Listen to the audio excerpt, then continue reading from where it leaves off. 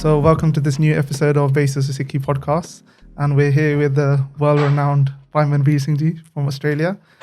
Excited to have you here, Bhai You Sahab. should get him to do my introduction. What's the introduction? बहुत ही आम रागी पैसा भाई Manbir Singh. That's a better intro. No. बहुत ही आम रागी. No, we've been excited to have, we've been waiting for you so long to come to No, UK. it's my pleasure. My pleasure. I'm happy to be here. Thank you for hosting me, and I appreciate what you guys do at Basis of Sikhi. I know you guys have spent the morning recording the second part of the Hanji. Baba Sham Singh Ji podcast, so I hope people watch that too. And I'm a fan of this organization, so I appreciate you guys having me on. Maharaj Kripa. And also we're here with Bhai Resham Singh. So as you would have seen from the previous podcasts. And so just if we jump into it, and we start with the easy question, then what is Gurbani Sangeet? That's a nice, easy one. For like our basic viewers, right? To get them introduced into this. Yeah, I guess the way to look at it is the lens that should be looked at in is Gurbani was revealed in musical format. It wasn't written first and then composed. It came as a composition. So the truest form of Gurbani is one that is musical and sung. And Gurbani Sangeet is a study of that, and that practice and that whole subject matter can be looked at or called Gurbani Sangeet. So we have to make that distinction. We look at it the other way, where we look at it as literature or text that's revealed, and then after that we compose. But oh ai hi edda kirtan de roop ch. So that's Gurbani Kirtan in a nutshell. And we'll touch more on Gurbani Sangeet with Vidyala later, because it's really cool the work you guys are doing. Just another question about like your early experiences. So you learned Kirtan initially from your grandfather, right? My granddad, yeah, Bhai Prem Singh. I mean, he wasn't a Kirtani. He was in the army, but he enjoyed Kirtan. We still have his letters from he was in a concentration camp in Europe somewhere, and he was writing letters back. And my mama still has those letters, the handwritten letters. And he seemed to be like a colorful guy back then, because he's asking for a mandolin. He's like, "Naviyan paggan page deo, te ek mandolin bhejo, mera man kar raha hai mandolin bajane da." From within the as a prisoner of war. Wow. In the letters back. So it's just like, chardi kala in that sense. He's like, send me, obviously they can't send him out, but he's like, that's what he's writing back about. And then he's asking about the family. He's asking, Falani da vyah ho gaya, odi kudi da vyah ho gaya. He's asking about the extended family and stuff like that. So from the early days, that seems to be what he was like. My interaction with him was limited in the sense that he passed away before I hit my teenage years, so just before then, around then. But my whole, until that point, 10, 11, 12, we used to meet him all the time. And, gurti ditti, the initial prerna, inspiration, kise nu us paase pauna, that's credit to him and my mom. They both. So they put you on this path of. So I'll give you an example. I think this is common in, at least I think it used to be common in Sikh households. उन्होंने करना कि मेरे को जब तू अगले हफ्ते आना है या 2 हफ्ते बाद जब तू आएगा मैंने मिलन नानके जब तू जाना, when we go meet him. If I switch, I don't know which language I should speak. Just let me know. That's fine. Okay, perfect. Yeah. I'll try to keep catching if I catch myself, I'll keep translating anyway. But he would say that when you come next week, make sure you have this shabad memorized. I'll give you something.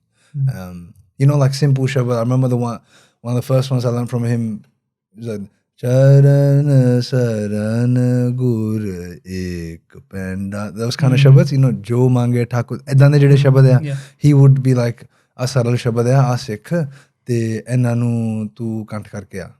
That's what he would say. And then I remember with him like singing on a kolli and stuff. When we'd go Nanke, he'd just bring the kolli out or something. He's like, play, or you play the kolli and I'll sing. Or that kind of thing. It's like vague memories I have, like faint memories. It wasn't like talim or anything. It was more kise nu kise raah pauna ki aasi karna hai. He used to have Guru Granth Sahib Ji Swaroop Prakash at the house. Yeah. And so a lot of those kind of values he instilled. So that's kind of his role. Later on, after he passed away, I got his instruments and stuff. So we have old instrument, like an old harmonium that's like over 100 years old. That's his. It's got his name written on the side. He used to play violin. Yeah. So I got violin. I know that after he retired is when he could finally pursue music, because he couldn't do it before. You have to take care of the family and everything.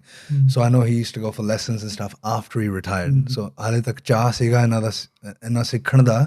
He was still excited to learn that even after he retired, he would seek out. Whereas people like us these days, it's like if we're on stage, then we stop learning. Yeah. Right? So those things play an important role. So he was my first influence. And then my mom plays a big role, big role, because she has always been pushing us on this side, Yeah. She always tells a story that, that I still remember we never missed Prabhat Feris in the mornings, because I grew up in India. I moved to Australia when I was 10. Appa roz swere jana, unhone bukkal ji maar ke 4 baje sun utha ke, get a wet towel, wipe our faces down. We used to be like, I don't know if you guys grew up with that, because it's like a very India kind of thing, Indian culture. Yeah. But we grew up with that. On this way, we used to be so tired and ragad ke na garam pani de na tauliya karke muh ragad ke ਚੱਕ ਕੇ ਲੈ ਜਾਣਾ, and then we'd wake up in the ਪ੍ਰਭਾਤ ਫੇਰੀ ਹੌਲੀ ਉੱਥੇ ਕਿਤੇ ਕਿਸੇ ਦੇ ਘਰ ਜਾ ਕੇ ਕੀਰਤਨ ਕਰਨਾ, ਉੱਥੇ ਫਿਰ ਮੈਂ ਢੋਲਕੀ ਵਜਾਉਂਦਾ ਸੀਗਾ. So I have a lot of those memories playing. Just to explain, what is the Prabhat Feri for? In India, Prabhat Feri, Prabhat refers to like, when swere Prabhat, before the sunrise or when sun is rising. And Feri just means when you go around. Feri. So Prabhat Feri, swere, these ones I'm talking about would happen around Guru Gobind Singh Ji's Gurpurabs. So hamina ko hunda sige. Udo we would just wake up in the morning. So the छोटे गुरुद्वारा साहब जेड़ा लगे सीगा उत्थे जाना, सारी संगत ने आ जाना, just everyone around. And जिद्दां ओ जिद्दां जोटियां दा कीर्तन जिन्नू कहंदे आ, बस सारे ने शब्द पढ़ने. And take turns. Average ਸੰਗਤ ਕਿਸੇ ਨੇ ਸ਼ਬਦ ਪੜ੍ਹਨਾ, ਐਂਡ 2 ਢੋਲਕੀ ਵਾਲੇ ਹੁੰਦੇ ਸੀਗੇ. ਚਿਮਟਿਆਂ ਦੀ ਲੜਾਈ ਹੁੰਦੀ ਸੀ, ਚਿਮਟੇ ਕਿੰਨੇ ਵਜਾਣੇ ਆ, ਹੈ ਨਾ. ਜਵਾਕਾਂ ਨੇ ਨਿਸ਼ਾਨ ਸਾਹਿਬ ਫੜੇ ਹੋਣੇ ਸੀਗੇ. I remember when I was old enough to hold a nishan sahib, it was like a big thing. You felt like you were a man. You're like, this guy can hold a nishan sahib now. Because how big, you get tired holding nishan sahibs, especially when you're like a 6-7-year-old. So, man, you're bringing back weird memories. I've never even spoken about this. I've never spoken about this. For those off camera, some of my students are here, so I keep like looking away. It's just natural. It's all right. No, but it's interesting to see how these like experiences shaped your journey, right? Yeah, I don't like to talk about this stuff. But it's a lot of this stuff builds up. Mom says, she was like, before you were born, she's like, all I did was spend time at Sade Ghar de lage Delhi che Gurudwara Nanak Pio Sahib. Yeah. Utthe I did a lot of seva as growing up. Appa jande hunde sige. Indian culture, it's part of Indian Sikh culture. ਇੱਥੇ ਨੀਗਾ ਕਿ ਵੀ ਗੁਰਦੁਆਰਾ ਸਾਹਿਬ ਤੁਸੀਂ ਜਾਣਾ ਹੀ ਜਾਣਾ ਆ. ਤੇ ਹਾਲਾਂਕਿ we weren't super religious or anything like that at home. ਆਪਾਂ ਸਾਡਾ ਹੁੰਦਾ ਸੀ ਕਿ ਸਵੇਰੇ ਜਪਜੀ ਸਾਹਿਬ ਇਕੱਠੇ ਕਰਨਾ ਸਾਰਿਆਂ ਨੇ. But it wasn't, but still these values were instilled ਕਿ ਜਦੋਂ ਪ੍ਰਭਾਤ ਫੇਰੀਆਂ ਆਣੀਆਂ ਉਦੋਂ ਸਾਰਿਆਂ ਨੇ ਜਾਣਾ ਹੀ ਜਾਣਾ ਤੇ ਰੋਜ਼ ਜਾਣਾ. ਤੇ ਸਾਡੇ ਘਰ ਵੀ ਆਊਗੀ ਪ੍ਰਭਾਤ ਫੇਰੀ, ਫਿਰ ਸਾਰਿਆਂ ਦੀ ਸੇਵਾ ਕਰਨੀ ਘਰੇ. ਫਿਰ another culture that I grew up in India was ਕਿ ਘਰੇ ਪਾਠ ਰਖਾਣਾ, ਘਰੇ ਪੰਜ ਸਿੰਘਾਂ ਨੂੰ ਸੱਦਣਾ ਤੇ ਉਹਨਾਂ ਨੂੰ ਲੰਗਰ ਛਕਾਣਾ, all this stuff. Then my mom, she was like, around the time before you were born, she was pregnant, she used to go to Nanak Pio a lot, which is a gurdwara near us, and she was like, मैं उत्थे बहुत सेवा करदी सी. So these things were like, I feel like they build like a bit of a bedrock that almost I can't deny, if that makes sense. Even if I wanted to walk away, I don't even know if I could walk away. You're anchored, you're rooted in a sense, that, and in a way that's deeper than yourself. Ki tusi fir, it's not superficial anymore. It's rooted much deeper, and I think it's not credit to me, it's more credit to these practices. कि भी सेवा करनी आ, गुरुद्वारे जाना ही जाना है, प्रभात फेरी ते कीर्तन करना है, ढोलकी बजानी है. उत्थे फिर my dad still tells me, I still have my little chimta. They bought me like a special chimta because the big one was too big for me to play. So I showed a chimta, फिर मैं आ chimta आपे लेके जाना कि उत्थे जाके मैं बजाना है. Then he still tells me the story when I apparently I used to cry. Like I cried once and ਜਦੋਂ ਆਪਾਂ ਗਏ ਕਿਉਂਕਿ ਮੈਨੂੰ ਸੀਗਾ ਕਿ ਮੈਂ ਚਿਮਟਾ ਵਜਾਣਾ ਸੀ ਸਾਰਿਆਂ ਨਾਲ ਤੇ ਮੈਨੂੰ ਵਾਰੀ ਨਹੀਂ ਮਿਲੀ something like that you نو these ਹੁਣ ਵੱਡੇ ਹੋ ਕੇ ਉਦੋਂ ਬੱਚਿਆਂ ਦੀ ਗੱਲਾਂ ਲੱਗਦੀਆਂ you نو back then it's like child's play but now I feel like all those things played a part. It's like, you know, the 1% things, they just add up and add up. You know, ਕਹਿੰਦੇ ਨਾ ਪੰਜਾਬੀ 'ਚ ਕਹਿੰਦੇ ਜੋ ਕਮਲੀ ਭਿੱਜੇ ਤੇ ਉਹ ਭਾਰੀ ਹੋਏ ਕਿ ਵੀ ਪਤਾ ਨਹੀਂ ਲੱਗਦਾ ਕਿ ਕੰਬਲ ਭੇਜਦਾ ਭਾਰੀ ਕਦੋਂ ਹੋ ਜਾਂਦਾ. These I feel like you know these things I think it shows how important it is for parents nowadays to take their kids to the Gurdwara and do these kind of get them involved in seva because it plants that seed and you never know when that seed is going to sprout. No, right? Exactly. मैं ਹੁਣ ਪਿਛਲੇ South Hall 'ਚ sign ਜਿਹਾ ਦੇਖਿਆ ਸੀਗਾ and it's like something we all should live by. It's ਊੜਾ ਤੇ ਜੂੜਾ. minimum ਊੜਾ ਤੇ ਜੂੜਾ. ਫਿਰ ਜਿਹੜੀ ਉਹ ਕਹਿੰਦੇ ਹੁੰਦੇ ਸੀ ਕਿ ਵੀ ਪੈਸੇ ਗੰਟ ਬਾਣੀ ਕੰਠ ਆ ਜਿਹੜੀ ਚੀਜ਼ਾਂ there's a reason why they're like ਕਿ ਬਾਣੀ ਤੁਸੀਂ ਗਾ ਰਹੇ try. I mean I don't try ਕਿ ਕੰਠ ਕਰੋ ਜੇ ਹੁੰਦੀ ਹੈ ਤੇ ਕਰ ਲਓ ਤੇ ਆਪਣਾ ਜੂੜਾ that should be like a core part. Now we're getting to a place unfortunately and this is up to us to change as well, which is kind of like if we see someone digress slightly from what we believe is the way, then they are alienated like this. Okay, and we think we're doing someone a favor by being like, no, this is the way, right? But what we're doing is we suddenly alienate someone. 3 ਮਹੀਨੇ ਬਾਅਦ ਉਹ ਪਹਿਲਾ ਬੰਦਾ ਦਾੜੀ ਕੱਟਦਾ ਆ because he's like ਜੇ if I do this, which can be something as benign as going to a reception or something, someone gets married, you know, they just it's benign. These things are benign, they're very dormant. They do something like that and they're like, well, if keeping a dadi and a dastar means 100%, then I'm gonna go 100% the other way. Then I'll just cut my dadi, cut my hair. Then I'll do whatever you want. So at least you don't have a say in what I'm doing. That is my personal opinion. That is where we're going wrong. It's like back in the day, you go to, even if you look at photos, even from my parents' time, my dad's time and stuff like that, in Punjab, ਦਸਤਾਰਾਂ ਸਾਰਿਆਂ ਦੇ ਸਿਰ ਤੇ ਆ. ਹਾਲੇ ਵੀ ਜੰਮੂ ਕਸ਼ਮੀਰ 'ਚ ਦਾੜੀਆਂ ਰੱਖਦੇ ਸਾਰੇ. ਦਿੱਲੀ 'ਚ ਪਹਿਲਾਂ ਰੱਖਦੇ ਹੁੰਦੇ ਸੀਗੇ but 15 years ago everyone started cutting their first Punjab started cutting their daadiyan. Delhi was like strong. Delhi they said jede Sikh sige they still kept their daadiyan tied and everything. Who cares? Everyone kept their hair. Now I feel like Jammu wale jede they're like this is uncompromising. Like, I think Mokam Singh from Malaysia. I felt like Malaysia felt like that to me as well, where there was no compromising on their identity. Right? Whereas we question our identity so much that people just say, stop questioning, I'm going, I'm out. Who do you think you are? Mere sir te aake baith rahe main ja raha. You know what I mean? Yeah. And I don't know where this tangent started from, but pull me back whenever you feel fit. No, it's a good point to touch on and how like we become a lot more judgmental nowadays in society and in the Panth. And just to pull it back and link it into like Kirtan and stuff. So what is the effect of Kirtan on like armed Sangat that listen to this?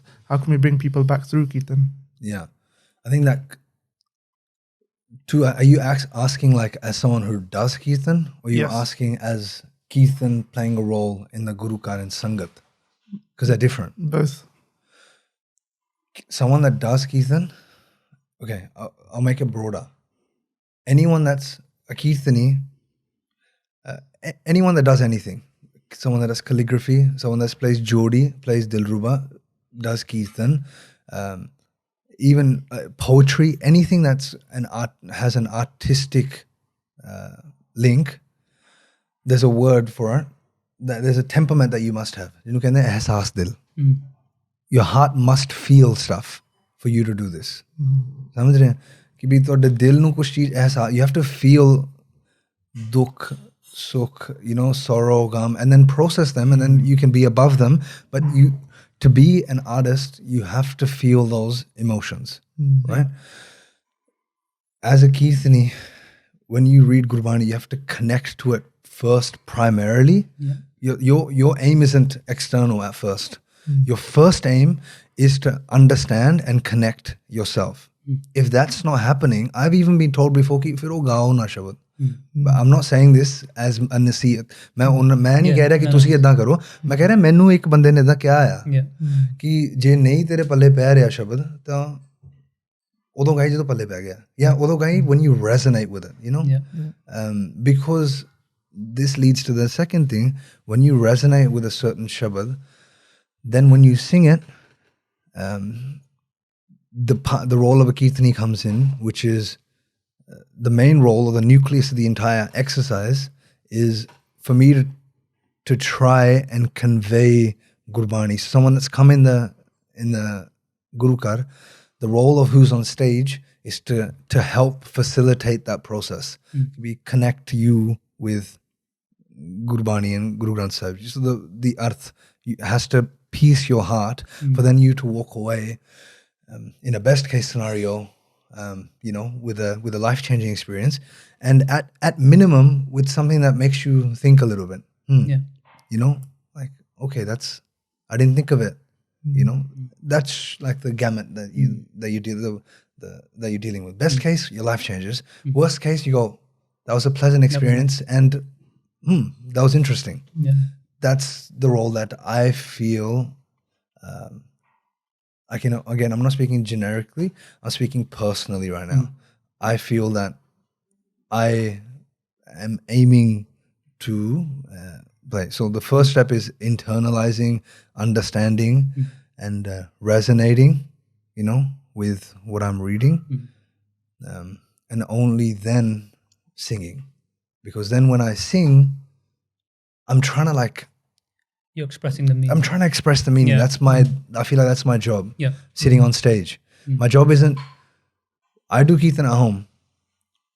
And sometimes I'll sit with the tabla and then just the duggi when I'm like practicing a composition or something, and I've memorized something, you just feel like singing. That's a different thing. That's for me. That's for me. If I'm sitting on stage, it's a different story. It's not just for me anymore. So a lot of other things have to switch on. Right? For example, something that everyone will agree on is that if you're sitting on stage, you can't wear the same clothes you're wearing at home.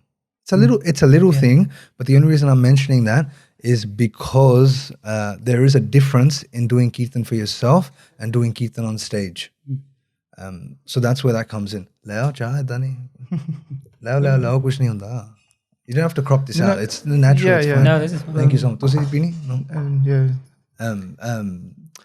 Yeah, so there is that difference where as a kirtani, connect first, understand first, and then as it resonates with you, then you express the thing.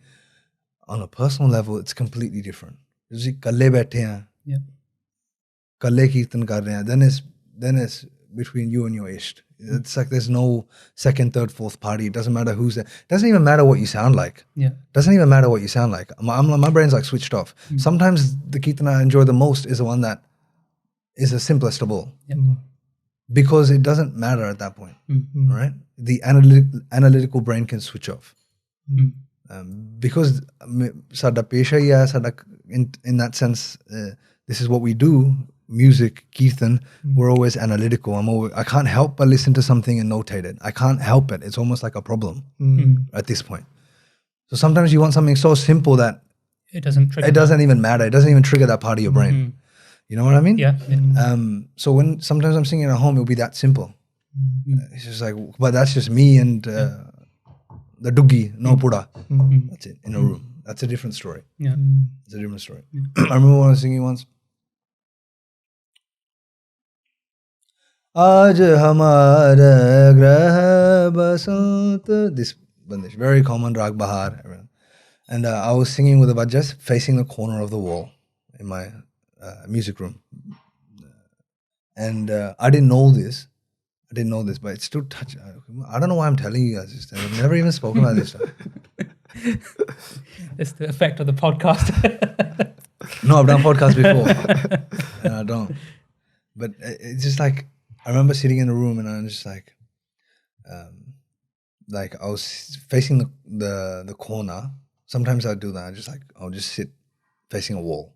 So you just want to shut everything up. And I'm facing the corner, I'm singing, and I start singing this bandish.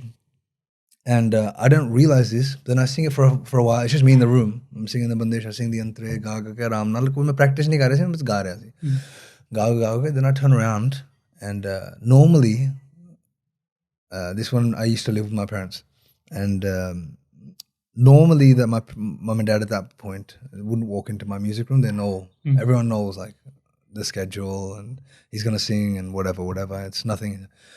But for some reason, she walked in the room and the door was open, and I just turned around and I didn't know she had walked in. She's already been standing there, and I turned around and then like her eyes were wet. And like I'm getting a bit emotional talking about it, but like I remember that moment, and I just like looked at her. I was like, you know, like it touched me as well. I was like, why is that the case? And then she's like, her daddy used to sing this just like this. I didn't learn it from him. But it's almost like generational memory, you know. So when we hear lava. Je har peladi lam parvirati kar je wo challe na fir tad tak banda nahi mahol. Tad tak banda nahi mahol. Because you just, if you go Darbar Sahib, unless you satna je sunde nahi tusi jad tak aap sunde nahi na, you know, until the whole experience at Darbar Sahib, ਤੁਹਾਡੇ ਪੈਰ ਠੰਡੇ ਆ, ਫਰਸ਼ ਠੰਡਾ ਆ, ਹਵਾ ਠੰਡੀ ਚੱਲ ਰਹੀ ਹੈ, ਬੁੱਕਲ ਲਾਇਆ, and you're hearing that and it's night. That triggers something else because your dad's been there, your granddad's been there, your granddad's been there. And when you hear that Satnam, they've heard the same thing. It's in our DNA. It's in our DNA. It's in our DNA. You know what I mean? For sure. And that's what these compositions and this traditional music does to us. That's why it's important. That's why in the diaspora, now that we're not partition, 84, there's always something. I'm not the guy that, like, I don't have that mentality, which is like, we've never been those people. We've never been, and we'll never be those people. Chardi Kala is a concept that's ingrained. Let's move on. Let's go. What now? What's next? But I feel like now that there's been a little bit of peace in that sense, where people, at least overseas, have been able to pursue things, diasporic Sikhs, and of course Sikhs in India have been doing a great job. Young Singhs have been, and Singhni have been able to would do what they can, you know. Tusi kar rahe hain, jinna ko sar to ho raha hai, asi kar rahe hain, te baki Singh baithe hain. They're doing it too, you know, not just saying, you know, my student Bhajanpuri, she's here too, and everyone's doing something, their part, you know. And if this is a collective thing, sometimes we put too much pressure on one person. It's never been like that. It's never been, for a country to get an Olympic team of something, think about the trickle down that goes all the way. Who's hearing Ferrero Rocher? This thing, I think on a podcast, I'm going to dog. Huh? Many kind of thank you.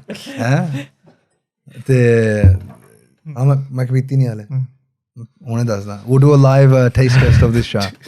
Are you sure? This is gonna go public. It's good. It's very Mokum good. Singh made this, by the way. Mokum Singh Malaysia made this. He's also an eligible bachelor. Yeah. Let me drink the jar. It's very good. It's tasty. I was saying we put too much pressure on like one person, two people, three people. But like, for example, even if you look at like an Olympic team of a country, and just think for 1 second. I don't know if you guys played something competitively. You take any sport. Everyone that's listening would have played something at some point competitively. And just think for a second how hard it is just to progress up in teams. Like you go from your school team, first you have to get selected in your school team. Then from your school team, there's like inter-schools. Then there's like district. Then there's like the state gets cut down. Then it's a state. Then it's interstate. Then it's wild. And then it comes up. So think about the pool, how big the pool is. And then think about how small our pools are. Right? So you need thousands of people. Like if there's thousands of me, then you're going to get one person of value. I'm not of value. But if there's thousands of me, koi na koi bicho nikal juga. Right? One person, I can't do anything. But if we just keep teaching, speaking about it, singing, jodi jao, kari jao, and it's like a snowball effect. Yeah. And eventually you have many, many more people, and it's just a volume game at that point. If you have so many people, eventually enough things, hard work will intersect with talent, will intersect with talim, will intersect with bhavna, will intersect with intent, and you have someone that can, pop their head out the top, and you have someone. But if you just pick out one person and say, you're anointed, it doesn't work like that. You have to build a culture, grassroots, invest in the bottom layer, and then holly, let the fruits, of that labor come up in 20 years, 30 years. That's what will happen. We're like, what everyone's doing now, hopefully, 30 years, 20 years, I feel like it's like with this whole debate between like generalists and specialists, right? And then the Panth, maybe for a long time, because of other factors, external factors, we lost a lot of those specialists. Yeah. And so maybe now there is a bit of a resurgence. We're seeing a bit in the arts, Sikh arts especially, right? Yeah, exactly. So, I just want to take you back to what you were telling us about your early years. So we can see how some of these early experiences started your journey with your grandparents and then your mum. At what point did you feel that your Kirtan, that you wanted to pursue a Raag path? At what point did you get sort of exposure to that and think that this is something that I need to learn, or I need to gain exposure to? I hated Raag, full stop. So that's like I don't know, probably a revelation. But I was just totally, I didn't enjoy it at all. Yeah. I started associating a lot with the Akhand Ki Nijatha. So even still, I have like amazing relationship with a lot of people from the Akhand Ki Nijatha, and I'm inspired by a lot of people from the Jatha. For example, like Bhai Manbir Singh, he's like a father figure to me. And the Kirtanis from Jatha, Bhai Manbir Singh Honi, Dullah Ji, these guys, like, sometimes we try to fragment everything. It's not fragmented. It's not fragmented. Like, open your hearts a little bit, I started going to Jatha Smagams in Sydney, in Australia, and slowly started associating with that Kirtan. And that reignited my kind of love for Kirtan. Before that, I learned from my granddad a little bit. My mom had the mahal. Ki bhi tusi Soye Japji Sahib karna hai, this kind of Gurdware jana hai, this kind of mahal. Dad's still very supportive. Everyone's supportive. So the mahal was there in that sense. But then they put me in tabla. There was like a tabla digression. I learned tabla for a few years at Gandharv Mahavidyalaya in Delhi. So I enrolled there as a kid, and then I learned for a few years, did a few of the exams and whatever. For example, in Australia, I'm charta. So I have the base in tabla. I'm charta. And then the Jatha interaction hadn't happened yet. We just lived our lives, and I went to school and all that, standard stuff. Then I started intersecting with the Jatha a little bit, and then I started. Before that, my mum tried to get us back into Kirtan. So we'd visit India, and then she still had that inside of her from her dad. So she'd be like, "Tusi Kirtan sikho." And then जिन्ना दे भी नाम मैनू याद आएंगे मैं सारे दे नाम लवांगा, just because we should. Yeah. So एक सिगे पंकज करके, पंकज वीर जी कहंदे सी उन्हां नूं ਅਸੀਂ, I don't remember his full name, we just call him Inder something, मैनू याद नहीं. I still have his notes and stuff. She used to be like, ਤੁਸੀਂ ਹੁਣ ਕੀਰਤਨ ਸਿੱਖਣਾ ਹੈ, ਤੇ she just found like a local teacher. Yeah. And then he used to live 3 doors down in Delhi. I was born in Delhi. And he would come and then teach us shabads. Same type of shabads. Yeah. Amlave apan pali, amlave. That's, this kind of shabad. Odda de main ko kitab pari hui unne shabad likhi jane te karai jane. I used to hate it.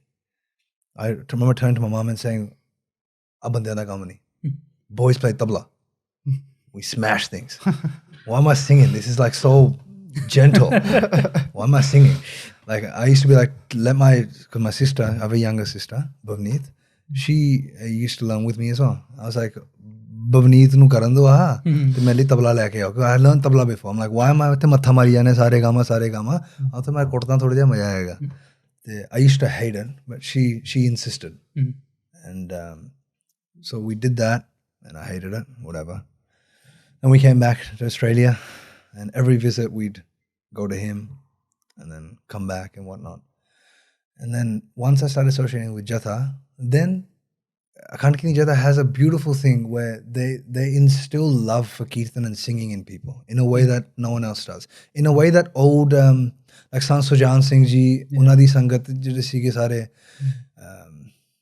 that kind of vibe is still alive. Nowhere else. Oh, I mean, I'm not saying nowhere else, like categorically nowhere else, but where it's most prevalent and most international presence is that Akhand Ki Jatha. It's unreserved, isn't it? There's no shyness. There's no shyness, and it's encouraged. Ki tu ga gaate nahi, tu mere na ga gaate nahi rahe. It doesn't matter how you sing. Yeah, tu ga na. Even if you don't know how to play, just sit Yeah, on the Yeah, and I have that in me from then, because I grew up with Bhai Manbir Singh hitting me on the goda with chimte, of course, badi jane, te ga, so hit me with the chimta, you know. But now those things are endearing. Those things are endearing experiences now. I remember he used to, anyways, I'm just going to keep digressing on random things. But with Akhand Ki Jatha, I got associated, and they have this beautiful thing. So I've learned heaps of Kirtan just from being around the Jatha. I did every Saturday morning for many, many, many years. My routine for many years was ki jehde Jathe de sore Amrit Vela honda pajana, but to the point where Bhai Manbir Singh used to pick me up from my house. That was the relationship we had. That's what I'm saying. Like that's what we're missing, like mentorship. Yeah. Like, you know, when someone just goes like to a young person, you know what? I just love you. Why can't we say that? I say that to to a lot of people all the time. Like, I love having you around. I appreciate having you around, and just like vocalizing these things is okay. It's not a bad thing. Yeah, you know what I mean. And then just telling someone that you care for them and their well-being and how their life pans out. It's not a bad thing. Like mentorship isn't bad. So he would like. I don't know if do you guys know Bhai Manbir Singh? Yeah. Okay. So he's a rough figure from the outside. So, but he's just soft on the inside once you get to him. But he's very rough on the outside. So he'd just be like calling me, tu uthya nahi, tu aaya nahi, blah, blah, blah. Then he started rocking up to my house. I'm downstairs right now. Where are you? Oh, God, crap. Okay, I'm coming. You know? Jana, and then Simran hona ghanta ded, and then Nitnem hona ghanta ded. We did this for a long time. And then naturally, ਜਿਹੜਾ ਫਿਰ Saturday ਨੂੰ ਸਾਡੇ ਉੱਥੇ programme ਹੁੰਦੇ ਸੀ ਜਥੇ ਦੇ, ਤੇ ਉੱਥੇ ਇਦਾਂ ਹੁੰਦਾ ਸੀ ਕਿ ਜੋ ਵੀ 3-4 ਵਜੇ ਸਿਮਰਨ, 4-5 ਵਜੇ ਨਿਤਨੇਮ, ਤੇ 6 ਵਜੇ ਨਿਤਨੇਮ ਜਦੋਂ ਉਹਨੇ ਫਿਰ then we'd start Asaki Var. Usually I'd just start it. I'd set up the harmonium. I was that guy. I'd set up the harmonium, set the tabla up, set the mics up, set the projector up, and because I'd be there in the morning, and then okay, no one's here, chalo bhi, you know, Asaki Var shuru. He even taught me Asaki Var. I used to sit on side Vajra with him. No. You guys don't know him, so I'm having to explain more. But whoever knows him, they just like know exactly what I'm talking about. Where you're singing something, and he decides that this is not the thing to sing anymore. Something else shall be sung, and so he'll just start singing over you. And then the improvisation. She's nodding her head. She knows exactly what I'm talking about. The improvisational kind of skill that you develop is just different. Because he would just start singing something. And then you just have to go, okay, that's what we're doing now. Let's go. Change of pace, yeah. Let's go. That's what we're doing now, you know? So he would sit on the side budget sometimes. And then I still remember one time when I didn't know how to do Asaki Var. I'm singing a shabad and then I'd get off the shabad. Ki main shabad pad ke I'll get off. Shabad padta. And this man's not gonna let me get off. He's like, better. I'm like, I'm like, बैठे तो रहूँ मैं करा कहते बाजे दे बैठे करांगी. And he's just singing Asaki Var on the same Shabad tune. And I'm like, I don't know what to do. I don't come from a family that Kirtani family. You know, Kirtani family च की होंदा न्याना 3-4 साल 5 साल दी उम्र तो हुन मेरे परिवार च मेरा पुत्त Prem Singh, he sits with me all the time. Yeah. He just knows. So when you're like that, you know Asakivar, you know all this. I didn't know. मैं बाद चों, it took me like a while to memorize it. As a different effort. And he would just sit on the side vajja and just play. Even to the extent where he's played on the same harmonium as me in Sangat. Like where I'm playing and he's just playing on the same harmonium on the upper scale. Ki aade kehte aale ala ala etila amrit pinne loena on the upper scale, and I'm trying to copy him on the lower scale live. Koi hai nahi 10 jane ya 5 baje swer de attention wali gal nahi. You know, that mahal is I miss it. But those things were important. So then I started in the Jatha, and then because of that start, I loved that style of Kirtan. Sangati Kirtan, sare ga rahe hai, anand hai, right? So then I wanted to sing like that because I naturally, jadon hazri parni, you want everyone to sing. That's what you grow up. Whatever you see, you emulate. No one is immune to that effect. So I used to sing like that. फिर मैं क्या चलो हूँ मैं सिखना आ. Then साडे लागे रहंदे है ज्ञानी गुरदेव सिंह जी, Sydney च. Now his house is like 50 meters from my house. So we live very close. But even then we lived close. I started going to him. If you ask him when you meet him, you know, I respect him a lot as my teacher. So, but if you ask him right now, he'll tell you the same story. He's like, Manbir मेरे को आंदा सीगा, तो Manbir ने कहना मैंने राग ना सिखाओ. So he still has that story. He still tells that story to all. Have you heard this from him? No, you've heard it. Yeah, so she's heard it. Bhajan Preet's heard it. He tells us he loves telling that story, and it's 100% true. I used to be like, why are you teaching me this? Why? Because he teaches a lot of rag. Because he's learnt a lot of rag, and he taught me like notations and all this kind of stuff. A lot of bedrock stuff. How to read notation, how to write notation. I learned from him, and he'd be like, "Tu should say khala rag," and I'll be like, "Nahi ji." You know what I mean? And then then he would teach me like a few rag shabads, and then he'd sneak in like a da da da da da. He taught me this. Sadhu sang sikhayo naam sarb manorat puran kaam. Idan da kuch siga. मैं मोटा मोटा गा रहा हूँ क्योंकि हुन मैंने हो सिक्ख्या नू 17 साल हो गए होने. Wow. Like 15-16 साल हो गए होने. It's crazy. It's like mid 2000s. That's wild. So he would be like 2-4 शब्द सिखाए ते विच एक मैनू खुश करन लई. Yeah. Because recently he's been associated a lot with Yakan Kini Jatha. Previously he wasn't. He comes from a family of, you should sit with him too. He comes from a family of his dad was a Nyang Singh, Nyang family. Oh, didn't know that. Nyang family. You see photos of him prior to mid 2000 something. He always was at the Malla. He was tortured, and something happened. I don't know if I should tell you this stuff. It's his story to tell, but you should sit with him and see if he opens up and this stuff. But that's why he wore a small at the Malla. It was physically easier on him.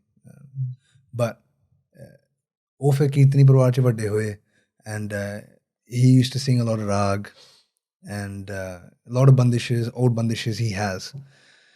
And then he learned from a lot of people. And then like probably in the mid 2000s or something, he started associating with Jatha, and then his kind of style shifted a little bit, right? But regardless, he has always been like, okay, back then at least, he used to always be like, Asik. When I show people the compositions he's taught me, they're like confused. Like Tivra Tal, theek hai, apna Tamar, Kufro Dast, Tala idan di ho giyan, Ada Chautal, a lot of like old compositions he would teach. He teaches that stuff and he enjoys it. People don't know this because he maybe doesn't get the opportunity to sing as often, this stuff because it's unfortunate, but he doesn't really get called for it, does he? No. He gets called to do a certain thing and then he delivers. But regardless, he's also very. I respect him a lot. Every time I see Genji as well, Bari Hatlana, I respect him a lot. He's my teacher, and so he would sneak in Raag Shabads, and ਉੱਥੋਂ ਫਿਰ ਥੋੜਾ ਜਿਹਾ ਮੈਂ ਰਾਗ ਸਿੱਖਣਾ ਸ਼ੁਰੂ ਕੀਤਾ ਜਿੱਦਾਂ ਨਿਆਣੇ ਅਕਸਰ ਸਿੱਖਦੇ ਆ nothing much ਰਾਗ ਦੀ ਆਰੋ ਸਾਰੇ ਦਾ ਪਤਾ ਨਹੀਂ ਸਾ ਅਵਰੋ ਸਾਨੀ ਦਾ ਪਮਾਗਾ ਰੇ ਸਾ ਪਕੜ ਜੇ ਜ਼ਿਆਦਾ ਹੋ ਗਿਆ ਤਾਂ ਪਕੜ ਗਾਰੇਗਾ ਪਮਾਗਾ ਮਾਰੇ ਸਾ ਠੀਕ ਹੈ ਆ ਤਿੰਨ ਲਾਈਨਾਂ ਹੋ ਗਈਆਂ ਉੱਤੇ ਤੇ very traditional way of teaching. He would handwrite this. I've got books and books and books of his handwritten stuff. ਤਿੰਨ ਕੁ ਕਿਤਾਬਾਂ ਹੋਣੀਆਂ ਮੇਰੇ ਕੋਲ ਭਰੀਆਂ ਹੋਈਆਂ and ਲਿਖ ਕੇ ਤੇ ਸ਼ਬਦ ਇੱਕ ਹਫਤਾ ਅਸਥਾਈ ਜੇ ਅਸਥਾਈ ਹੋ ਗਈ ਦੂਜੇ ਹਫਤਾ ਅੰਤਰਾ ਜੇ ਅੰਤਰਾ ਹੋ ਗਿਆ ਤੀਜੇ ਹਫਤਾ ਤੀਜਾ ਅੰਤਰਾ ਤੇ ਪਤਾ ਨੈਕਸਟ ਜੇ ਕਿਤੇ ਪਰਫਾਰਮੈਂਸ ਜਾਂ ਕੰਪੀਟੀਸ਼ਨ ਆ ਗਿਆ then ਫਿਰ ਤਾਨਾ ਤੂਨਾ ਕਰਾ ਦੇਣੀਆਂ this kind of stuff. So this kind of level of which is like a surface level approach. So when did it switch in your mind that this is the path about Raag and you started liking Raag? I learned this for a while. 1 second. You got biscuits or something? I learned that for a while. You just take the wrapper off. You just leave this in. It's like there's no point cutting. It just cuts the flow and stuff. Yes, no Keep go about it. Farak ta nahi penda. And thank you. These look like Parle Ji, but not. The malted milk was quite good. And what would happen is he would teach that stuff. I lived with him for a few years. I kirtan bhi karan lag paya and hazri paran lag paya jagah jagah te people would be like, okay, you do nice kirtan, thank you, come, all this, all that process. And I'm still young, in my teens, and that starts to happen. And at some point when I started to, because I had learnt, I remember making a list. I don't even know I remember this stuff. As I'm talking, it's coming to me. I made a list and it was like, ਪਤਾ ਨਹੀਂ ਕਿੰਨੇ 200 ਰਾਗ ਜਾਂ ਇੱਦਾਂ ਕੁਛ 150 ਰਾਗ ਦੀ list ਬਣੀ ਸੀ ਕਿ ਮੈਂ ਇੰਨੇ ਰਾਗ ਸਿੱਖੇ ਆ and 150 200 rags or something. I had made a list that I learned from Gyaniji. And it's like a childish hubris, like childish ego, where it was like, I know 200 rags. And then I had that little thing where when I made the list I was like, yaar sachi yaar ਜਿੱਦਾਂ ਮੈਂ ਪਹਿਲਾਂ ਕਹਿੰਦਾ ਕੰਬਲੀ ਭਾਰੀ ਹੋ ਜਾਂਦੀ ਮੈਂ ਕਿਹਾ ਭਾਰੀ ਹੋਣ ਲੱਗ ਪਈ ਲੱਗਦਾ ਹੈ ਨਾ ਮਤਲਬ 15 ਸਾਲ 'ਚ ਭਾਰੀ ਹੋ ਗਈ right? I'm only 15 but I started like that like I got a lot of material, right? And then this switch happened when I would listen to ustads outside of Kirtan. Ustad Bade Ghulam Ali Khan Sahib, Ustad Amir Khan, Ustad Barkat Ali Khan, any ustads. And I'd be like, yaar ਰਾਗ ਤੇ ਮੈਨੂੰ ਵੀ ਆਉਂਦਾ ਆ ਠੀਕ ਹੈ ਪਰ ਮੈਨੂੰ ਸਮਝ ਕੱਖ ਨਹੀਂ ਲੱਗ ਰਿਹਾ It's like a question. I'm generally very objective. So when I finish a hazri or practice, I'm generally very objective. I don't get emotionally attached. So if it's good, I don't really sit in it. Oh, bada acha hoya. And if it's bad, I'm usually pretty annoyed. But either way, I'm quite objective. Like if it's good, what was good? If it's bad, what was bad? If this was good, then how do we make it better? If this was bad, why are you still bad at it? Why haven't you been able to fix it? And how can you fix it? I'll write it down and I'll try to fix it. So I've always been objective in the craft side of things. So even then I was objective as the craft side of things. So I remember listening and I'll be like, I've learned these rag, but I can't notate a line. How can you learn 200 rags and have books full and not being able to understand? And I'm not saying this out of like a place of talking down to people or anything, but even today, like professionally, they won't be able to notate a lot of this stuff because they haven't had what we refer to as talim. Like in-depth study. Like kise ko beh ke seena basina sikhna hor gal ya, right? That you need a deep first you need to be willing to do it, ਫਿਰ ਹੀ ਉਸਤਾਦ ਸਿਖਾਏਗਾ ਨਾ ਨਹੀਂ ਤਾਂ ਬੰਦਾ ਕਹਿੰਦਾ ਮੈਂ ਇੱਥੇ ਕਿਉਂ ਖੋਲਾਂ ਸੇ ਮੱਥਾ ਹੀ ਮਾਰਨ ਵਾਲੀ ਗੱਲ ਆ but if you're interested there is a deeper level and that I felt objectively I didn't know what it was but there was a piece missing a big piece missing and then so I just went searching for that piece I was like what's wrong what piece is missing I think that can be difficult to find, can't it? Because even in my own journey, I often found that in Sikh spaces, and this isn't a put-down comment at all, but you would learn to deliver a shabad, and you could deliver it, but the ability to creatively understand it, expand it, re-deliver it, so that it's not robotic, doesn't come very easily. Precisely. So if the Ustad does it, the same composition, they'll do it 100 different ways, and it'll be different each time. Yeah. If we do it with the way that style of teaching, we'll do the same thing each time. Precisely. Because we can't break the box. Yeah, exactly. You know that you've hit the nail on the head. That's exactly what it is. And what's missing there, that missing link is the talim. Talim and mint. Yeah. Talim and mint. Both things are equally important. Mint is actually more important than talim. But that's what I was missing. So then I started searching. And then what music, that started my journey because I study both genres equally. For me, I study both genres equally. Gurbani Sangeet and Shastri Sangeet of Punjab specifically. That's important to me. And I love that genre too. So I study both. Punjabi Bandisha.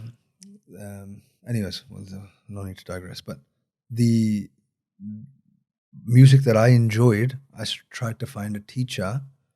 This is another good point where people are like, where do we learn from? Who's good, who's not? Just listen. Who do you like? Yeah. Go to them. Simple, right? Simple. Make sure you don't get. And if they treat you nicely, then stick with them. That's the second important component. Make sure they treat you nicely. Don't let yourself get taken for a ride. Have some self-respect. I hear stories like every second day of people just being. Letting themselves be treated badly by their teachers. No, like if they're treating you badly, have self-respect and then walk away. That's not the case. I've had good teachers and bad teachers. There are good teachers out there, right? Regardless. So I started looking for teachers and then my classical music journey started. Yeah. And then from that point on, it's been parallel where I've been studying both forms of music. So how has that shaped your Kirtan experience, learning from the classical side, and is there a link between it or big link? Yeah. It's all music of Punjab. ਹੁਣ ਮੈਂ ਜਸਕੀਤ ਕਿਹੜੀ ਬੰਦਿਸ਼ ਸਿਖਾਈ ਸੀ ਮੈਂ ਜੌਨਪੁਰੀ ਦੀ ਪਿਆਰੇ ਆਵੇ ਮੈਂ ਕੋਲੜੀ ਬਣ ਜਾ ਪਿਆਰੇ ਆਵੇ ਮੈਂ ਕੋ ਆ ਪੰਜਾਬੀ ਦੀ ਬੰਦਿਸ਼ ਆ I don't want to say I guarantee, but I'm very sure, because I've been doing this for that this bandish wouldn't have heard. No one would have heard that bandish. It's not you won't hear this bandish. And the Punjabi bandish hai, the lyrics hai pyare a ve main koladi ban ja. What does that remind you of? Does that remind you of Gurbani in terms of word choice? Yeah. It's all music from the same soil. Right, and the topics are quite similar. Topics are very similar. Yeah, right. The only difference is the origin. The origin, right? Yeah. That's the difference. But it's from the same mitti in that sense. It's the language of those people, which is my people. It's me. It's my language. And those bandishes, that's why they resonate with me. And I guarantee you, je main tonu bandishan sunavanga na, you will also resonate. I've never spoken to a Punjabi. ਪਗੜੀ ਦਾ ਪੇਚ ਸੰਭਾਲ ਸਾਹਿਬਜ਼ਾਦੇ ਆਵੇ ਜਿਹੜੀ ਹੈ ਨਾ ਇੱਦਾਂ ਦੀ ਬੰਦਿਸ਼ਾਂ ਨੇ you نو ਇੰਨੀਆਂ ਖੂਬਸੂਰਤ ਬੰਦਿਸ਼ਾਂ ਨੇ ਉਹਦੀ ਲਿਰਿਕਸ ਗੂੜੇ ਰੰਗ ਰੰਗਾ ਅੱਲਾ ਸੋਹਣਾ ਸਭਨਾਂ ਦਾ ਸਾਂਝਾ ਆਹ ਲਿਰਿਕਸ ਆ so this is Punjab's music not just folk music folk comes out of something what does it come out of so this Punjab music of Punjab is discounted today in the Indian classical scene. And, I still work on it. Even all my students, they'll know Punjabi compositions because I teach them. Like, you need to learn this stuff. It's yours. Like, Gurbani Sangeet, but this is yours too. Yours too.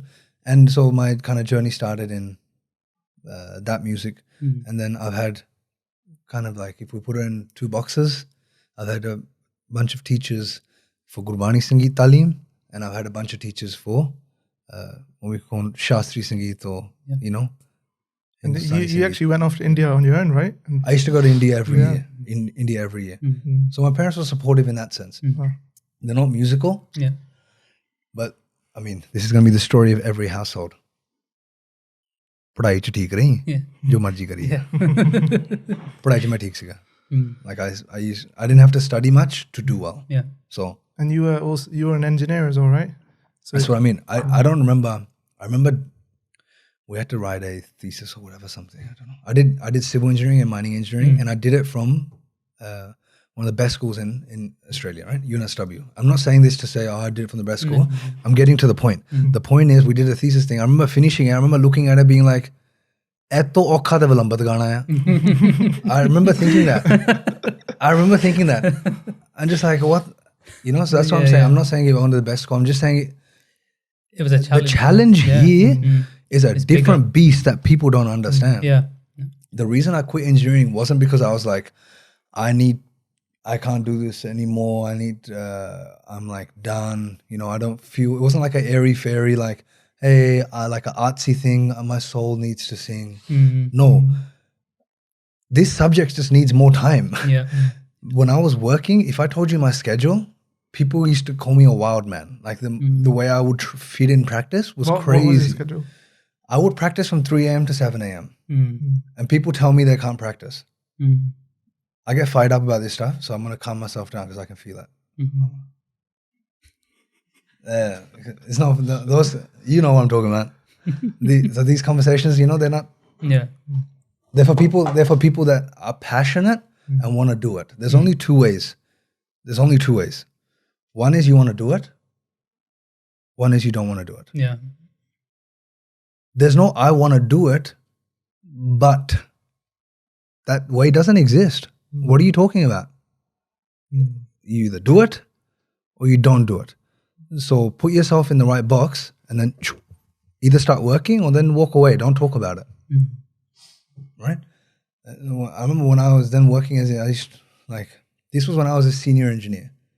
And so it was like 2 or 3 jobs in. And I worked as a traffic engineer. So we're like road design, footpath design, flow, all that boring stuff. And so at this point, I was a senior engineer, and I used to start work 8:30 or something, and so I didn't have kids then, but I'd wake up at 2:30 or something, 2:30, and then I'd start practice by like 3:30, and then I'd finish practice at 7, and then quickly get ready, and everything was timed, like.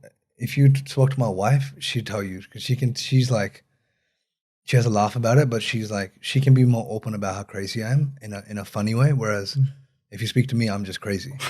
You know what I mean? She can make a joke out of it, but main hi pagal, like, you know. So she's better to talk. She talks through all this better than I do. But I would do that and go to work. Then it gets better because then for my lunch, I would eat lunch at the desk while I'm working. And then I found a studio nearby that would let me pay them X amount of money before this. I was an engineer working in traffic, so there's heaps of site visits. Every site visit I went to, I was doing palte in the car. Palte are like little patterns. So I made sure I went to site visits alone. I was like, I'll do your site visit too. Right? So I go to the site visit. On the way to the site visit, put the tampura on the phone, and then do palte or something, all this stuff. There and back. Then at lunchtime, I found a studio in walking distance, and that studio I'd take a 45-minute lunch, and it would take me like 15 minutes to get there and back, and then for half an hour I could sit. So in my work clothes, this was in the middle of the city in Sydney. None of these guys even know this stuff. You guys don't know any of this stuff, yeah. I'd like run to the studio. It was like a little room in the city, and I quickly I quickly take my jacket off, like sit down in my work clothes, put the tampur on and do a palta or a bandish or something, whatever I'm working on, and quickly put everything back on and then get back to work. And then I'd finish work, catch a bus home, takes about an hour to get back. The first thing I do is Panjishnan. First thing, get in, cold water up to my elbows, on the face, on the feet, and then sit for practice. Because I'm like, if I don't sit for practice as soon as I go home, it's not going to happen. So then smash out another hour or something like that. So I get a few hours in the day still while I was working full time. But then I don't even know how this started. Don't worry, carry on. Yeah. It was just your schedule. It shows like almost obsession, right, to practice and do riyaz. I remember when we were in India for the Mardana project, everywhere we were going, like even if we were doing an interview, we would just go to the car and you're sitting in there doing riyaz practice. Yeah. And like even these guys would be like, we're going to do the interview. I'm like, Joe, they're like, don't you want to come? I'd be like, no, I'll listen to the interview. If it's someone interesting that I like, that I want to listen to, I'll go. Then I'm like, I want to go inside there and just walk around for 3 hours, sit down. I'm like, I'll sit in the car, I'll meet you outside when you're done. Many times. I remember that too. I still remember what I was practicing. Yeah. But yeah, like all students need to keep that in mind. My journey is still just begun. Like I know how much work I still have to do. Like if you were in my head and you heard how I speak to myself, you'd be like, that's abuse. You know what I mean? Like, but if you want, you have to work, man. You have to work. It's motivating yourself, isn't it? It's that culture needs to exist. How do you think Singhs back in the day wrote grunts by hand? Yeah. By killing, do you think they did it by killing time? Where's the discipline? How do you think they did that parallel to being martial artists? Not by being, fit away hai jeevi ajit khaye bada pet. I sing that shabad all the time. Ki jithe fit away ki aha jeevan hi fitkar utte jeevan te fitkar tid vadde hai. Have a think. I like to, I like to eat. I like a good meal, but the lifestyle is important. Like if you were a Kirpan, do you have the lifestyle of a warrior? Do you have that? Do you have the discipline? Do you actually like wrestle? Do you know how to like sweat? Do you know how to sweat? Or do you just puff out walking upstairs? Where's the lifestyle? So it's like that lifestyle is, I can only see what Ustad B.S. Narangji, one of my teachers, he used to say this to me. He's my inspiration for being able to be doing stuff whilst working, while studying, because he did it all. And he used to say this to me. Every time I'd say to him, कि भी थोड़ा जिहा किद्दां करिए पढ़ना है इस तरह मैं जलंधर रह के अपनी मासी जी को रहंदा सीगा. I used to go to my auntie in Jalandhar and stay at her house and then get this little Vespa and ride to B.S. Narangji's house twice a day. फिर सवेरे 2-3 घंटे मैं लाने उत्थे दोपहरे आके रियाज करना ते राती 2-3 घंटे लाने उन्हां दे घरे. So he was like he kept me like family.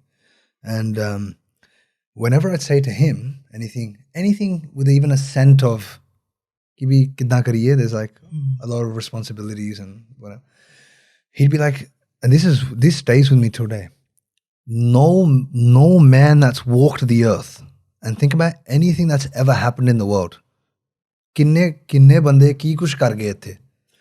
Even Guru Sahibs were, 24 hours was the day they had to play with, right? Day by day, this happens tomorrow. No man has walked this earth and has had 24 hours, more than 24 hours in a day to accomplish whatever they've accomplished. So you can keep quiet. It's true. You can have a whinge, you can cry about it, or you can just be like, maybe I'm just whinging a little bit. Because everyone else has been able to do everything that's ever happened. No one's had 25 hours in the world. 24 घंटे च सारे ने सब कुछ कीता. परिवार पाले, काम कीता, जो भी कीता है ना सारे ने 24 घंटे दे विच कीता है. So you can, by you, this is how I speak to myself. I'm just talking about myself. I just say to myself, so you can keep quiet. A lot of the things is like it's all linked. When I hear all this stuff about your engineering side, you've got very methodical thinking, the way you like deconstruct the rags and the notation and everything. It's very interesting to hear all this. Yeah, So I've not heard all this either. yeah. because like that discipline is important.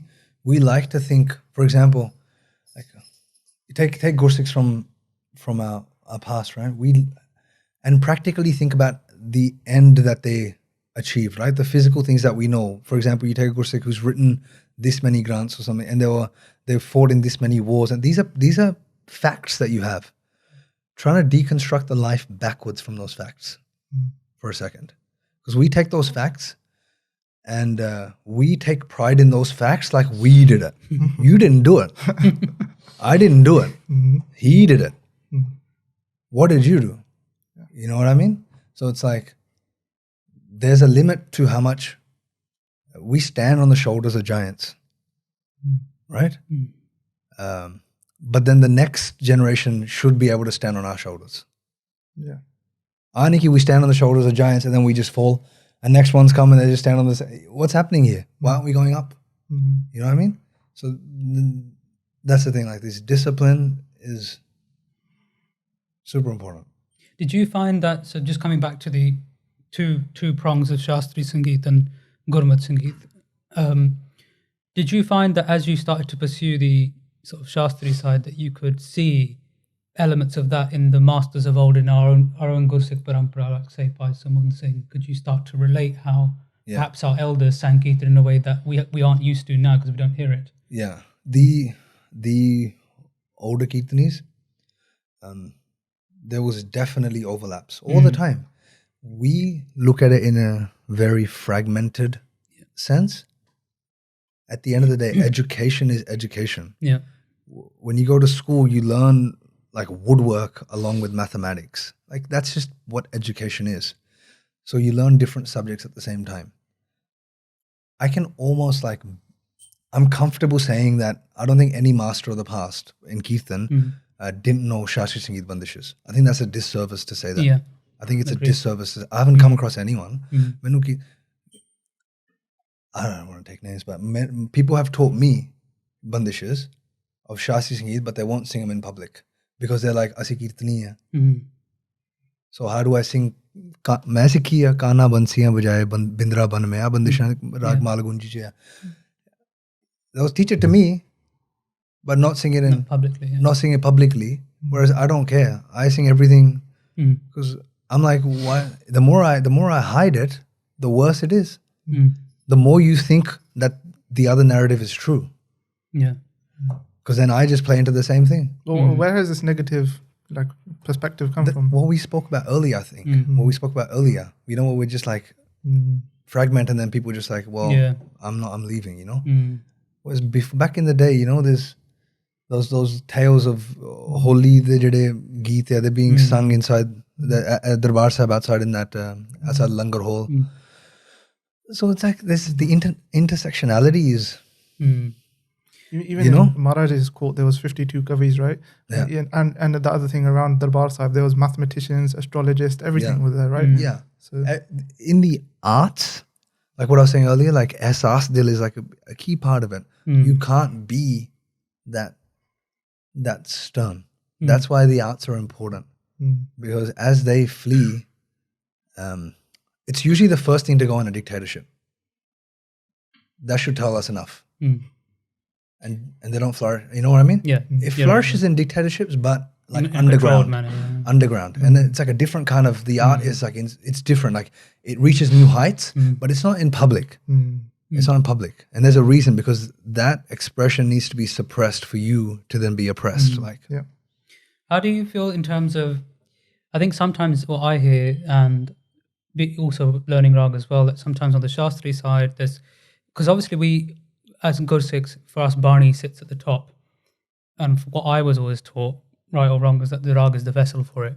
And sometimes on the Shastri side, you can see that in the expression of the Raag, you don't even know what they're saying. You can't even make it out. Yeah.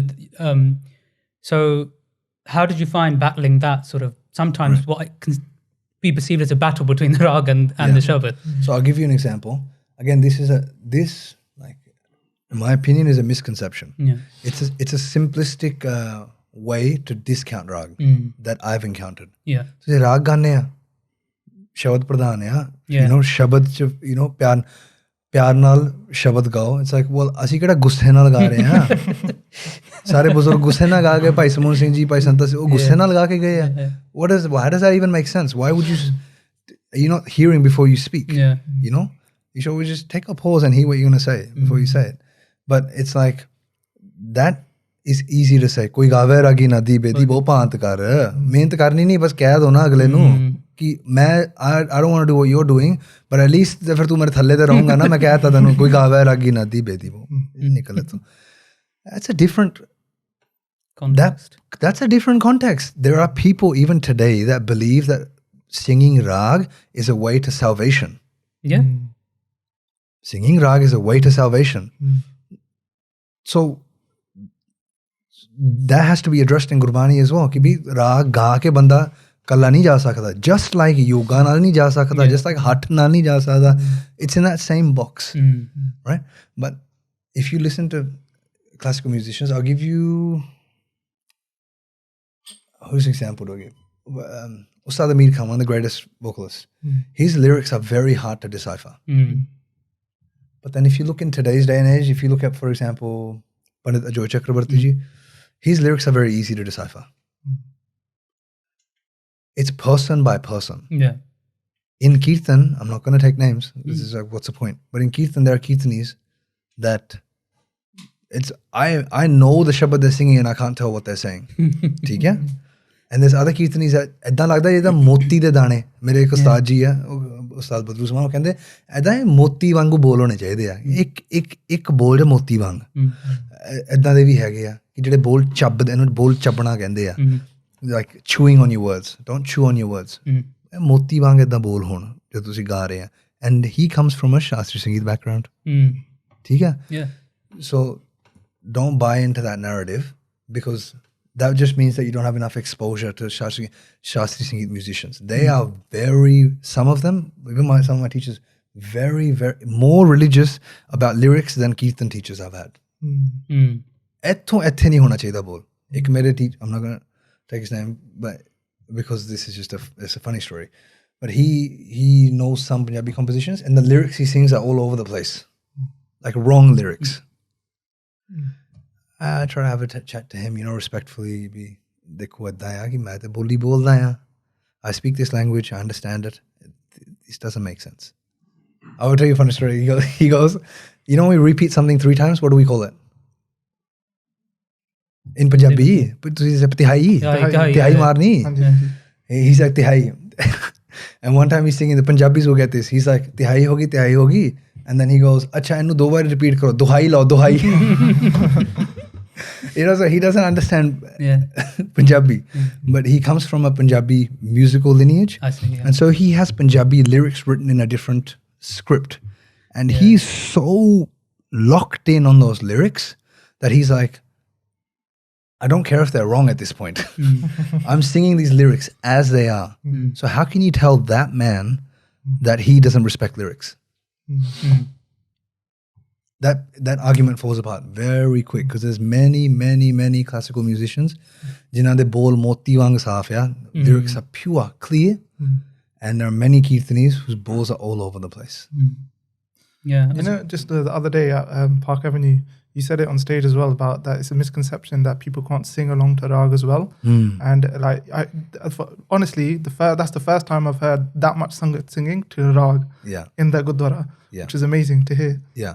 And I mean, none of that, again, you're standing on the shoulders of giants. This isn't I'm just singing the compositions, the values in the compositions, right? All we can do is trying to equip ourselves best to execute the composition, to do as much justice as possible.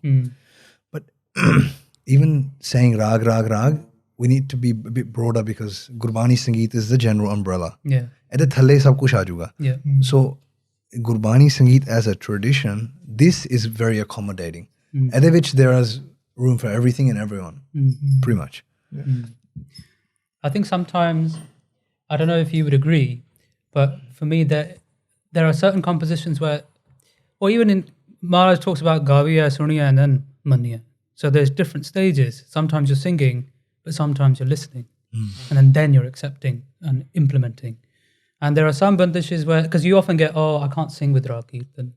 Sangat nahi joddi. Sangat, you can't, because other Jathala form of Kirtan, it's all Sangati, everyone can sing. And if everyone's singing, everyone perceives that then Kirtan bahut vadiya hoya.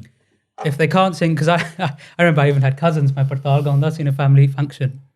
And they're like, we can't sing with it. You should just sing the straightforward Dental ones. Yeah. I think sometimes is there maybe a need for us to understand that sometimes you need to sing, you can sing, and sometimes you don't have to, and both are equally valid. Yeah, I'll tell you where I stand on this. Again, it's gonna be different.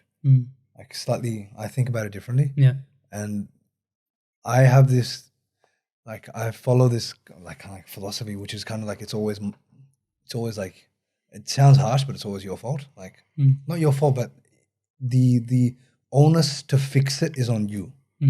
Doesn't matter what happens externally, the onus is, the weight is on your shoulders. Yeah. Like, I always say this to myself and my students too. I'm like, thoda jiha paar pain do na modyan te. Feel the pressure a little bit. Why is everything like, no, it's okay, jiddan ho gaya, badhiya ho gaya. It's like, nahi theek hoya, but I know you can do it. Let's do it. Thoda jiha paar pain do, you know? So when someone says they can't understand it or they don't like the Partal thing, I think why? yeah, Like why? Is there something like, why do I like it and they don't like it? yeah, Can I sing it in a way? Can I sing it in a way that it touches their heart without compromising the subject matter? Can I do something? And the more soch I put into it, I feel like to some degree, obviously not, it's not all the time, but to some degree, sometimes it works. yeah. I'll sing some complicated stuff, and I sang like a Tukhari Partal the other day, and it was like, it's just changing taals all the time. It's a complicated bandish, and I'm singing all this random stuff in it. But if you kind of package it, another one of my teachers used to say, again, when you learn, there's so many analogies that just, it's all in analogies, but it's like, ਜਦੋਂ ਤੁਸੀਂ ਕਿਸੇ ਨੂੰ ਕੁਝ ਇੱਕ ਸ਼ਬਦ ਸੁਣਾਉਣਾ ਆ ਇਹਦਾ ਥਾਲੀ 'ਚ ਪਰੋਸ ਕੇ ਦਿਓ ਉਹਨਾਂ ਨੂੰ ਠੀਕ ਹੈ ਹੁਣ ਜੇ ਤੁਸੀਂ ਖਾਣ ਆਏ ਆ ਰੋਟੀ if you eat food and say ਵੀ ਉੱਥੇ ਦਾਲ ਪਈ ਆ ਤੇ ਉੱਥੇ ਗਰਮ ਕਰ ਲੈ ਤੇ ਖਾ ਲੈ ਨੋ ਵਨ ਸੇਜ਼ ਦੈਟ ਨਾ so if you come to the gurdwara am sitting here ਮੈਂ ਇੱਦਾਂ ਨਾ ਪਰੋਸ ਕੇ ਚੌਲ ਪਾ ਕੇ ਦਾਲ ਪਾ ਕੇ ਉਹ ਪਾ ਪੂ ਕੇ this is how I give it to you so all you have to do is this all you have to do is this so even the partals and all of this stuff there is work that can be we should do work to try to make it more accessible. Package it in a way. Package it in a way where it's aesthetic. Doesn't matter tusi jo marji ga rahe hain. If it's not aesthetic, it doesn't. Music, the first quality of music is aesthetic. Why do you start to modulate your voice to sing? Or mare janwar de chamade nu table te kyun la rahe hain? Kyun la rahe hain? ਜਾਂ ਮਰੇ ਜਾਨਵਰ ਨੂੰ ਤੁਸੀਂ ਤਾਰਾਂ ਉਹਦੀ ਅੰਦਰ ਹੀ ਤਾਰਾਂ ਬਣਾ ਕੇ ਉੱਤੇ it sounds cruel. Why are you doing it? For aesthetics. Musical aesthetics is what you're looking for. So at any point that the aesthetics go away, you fail the first, the prerequisite. Yeah. So the aesthetics have to maintain, doesn't matter what you're singing. ਕਈ ਵਾਰੀ ਕੀ ਹੁੰਦਾ ਕਈ ਵਾਰੀ ਨਹੀਂ ਜ਼ਿਆਦਾ ਵਾਰ ਹੁੰਦਾ more often than not when we hear classical raag bandishes, there's no aesthetic. I can't hear them either. I don't like it. Most people that I listen to, I don't like it because I'm like, there's no aesthetic here. Why would I like this? Why would anyone like this? There's no aesthetic. Avi gal hai. So we should put our weight on our shoulders and be like, damn, why didn't they like it? It's such a beautiful composition. Maybe I can I'll listen back and maybe this could have been done this way.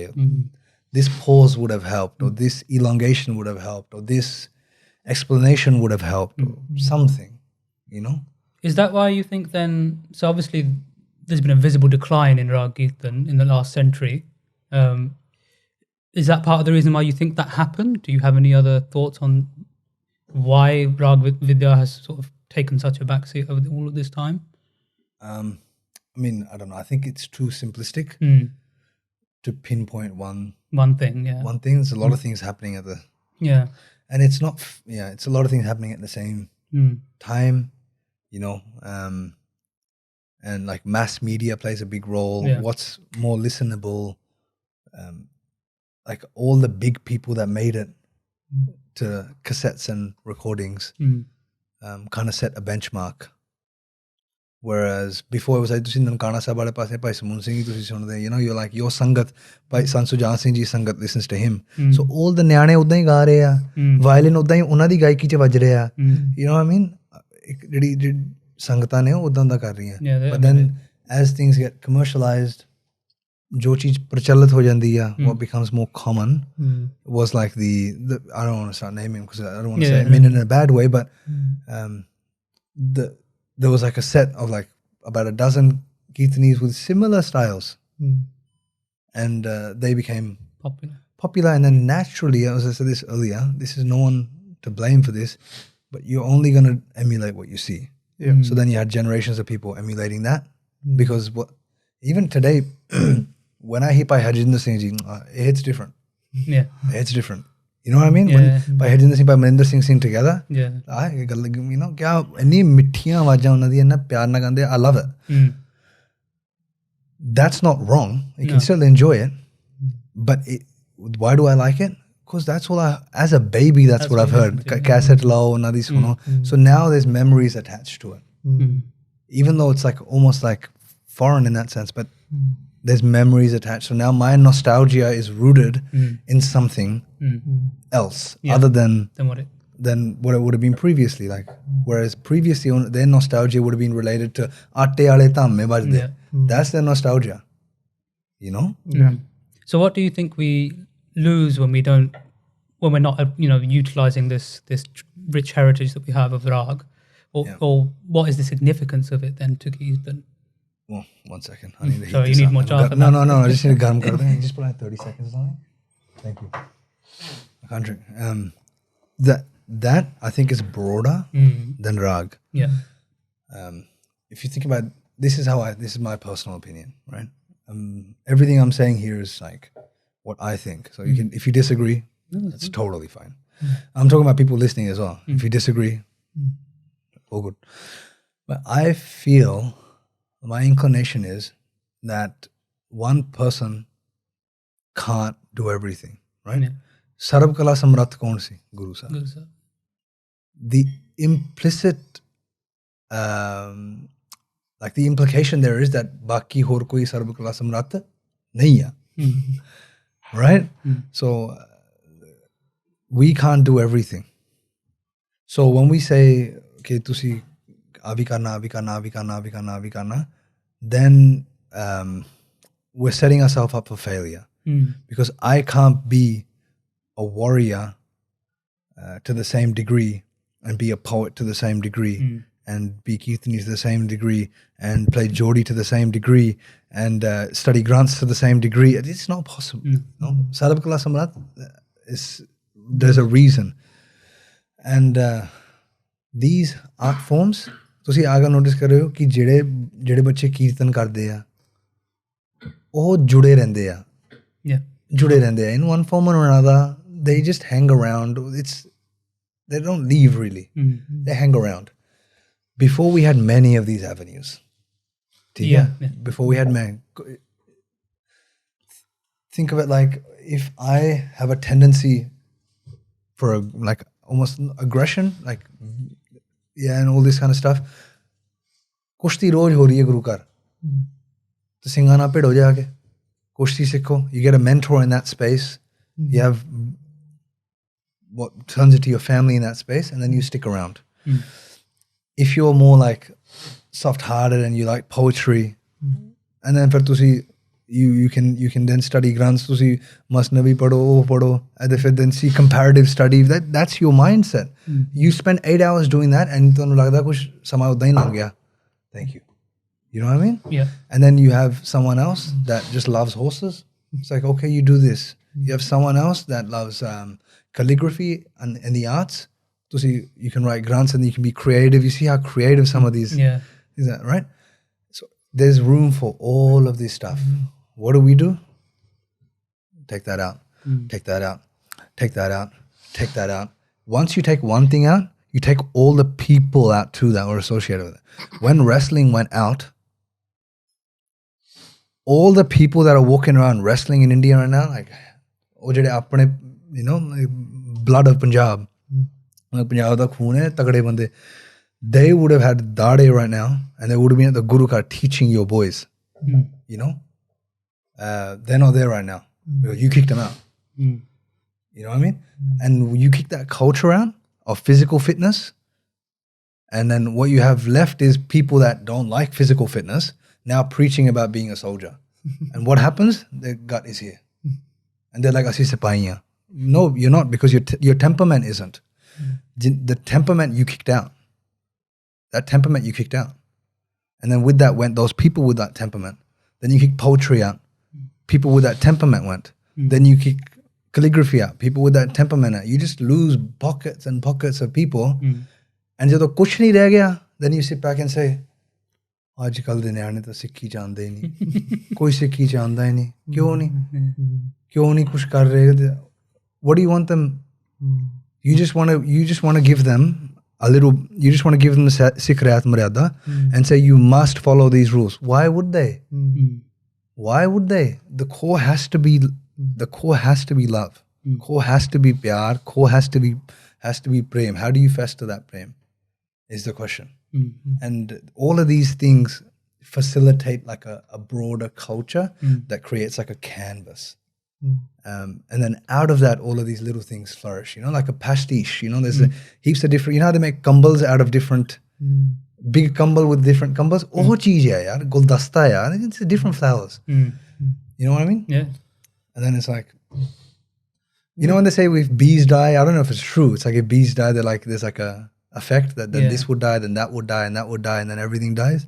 It's that kind of thing, you know, it's like you stop one little thing, then someone gets, if I don't like poetry, and I say, yeah,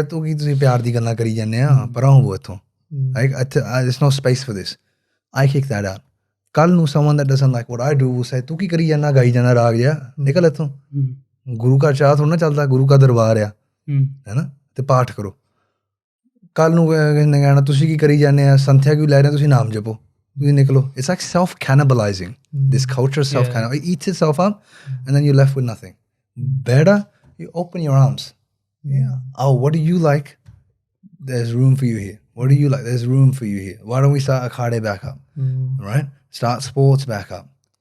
Let people come in. And then once they come in, holi, ਉਹ ਪਿਆਰ ਦੀਆਂ ਤਾਰਾਂ ਜੁੜ ਜਾਂਦੀਆਂ, and then ਫਿਰ ਜੇ ਇੱਕ ਵਾਰੀ ਜੁੜ ਜਾਂਦੀ ਹੈ ਫਿਰ ਟੁੱਟਦੀ ਨਹੀਂ, ਫਿਰ ਔਖੀ ਟੁੱਟਦੀ ਹੈ, ਫਿਰ ਜਾਂਦੇ ਨਹੀਂ ਕਿਤੇ, ਫਿਰ ਕੋਈ ਨਹੀਂ ਜਾਂਦਾ ਯਾਰ ਕਿਤੇ.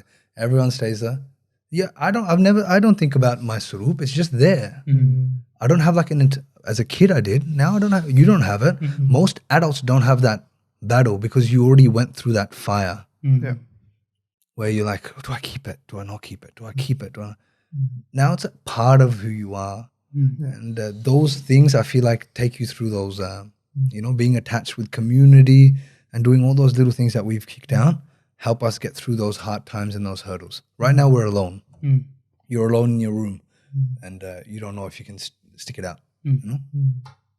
And it's just interesting going back to the like evolution of Kirtan, right? And how different technologies have affected us. So like the harmonium and then like the cassettes and all that stuff. But everyone always points out the negative things, but what about if we use these new mediums, these new formats, and actually teach like the actual traditional Kirtan and Raag Kirtan, like what you're doing now with like Gurbani Sangeet with Yalla, right?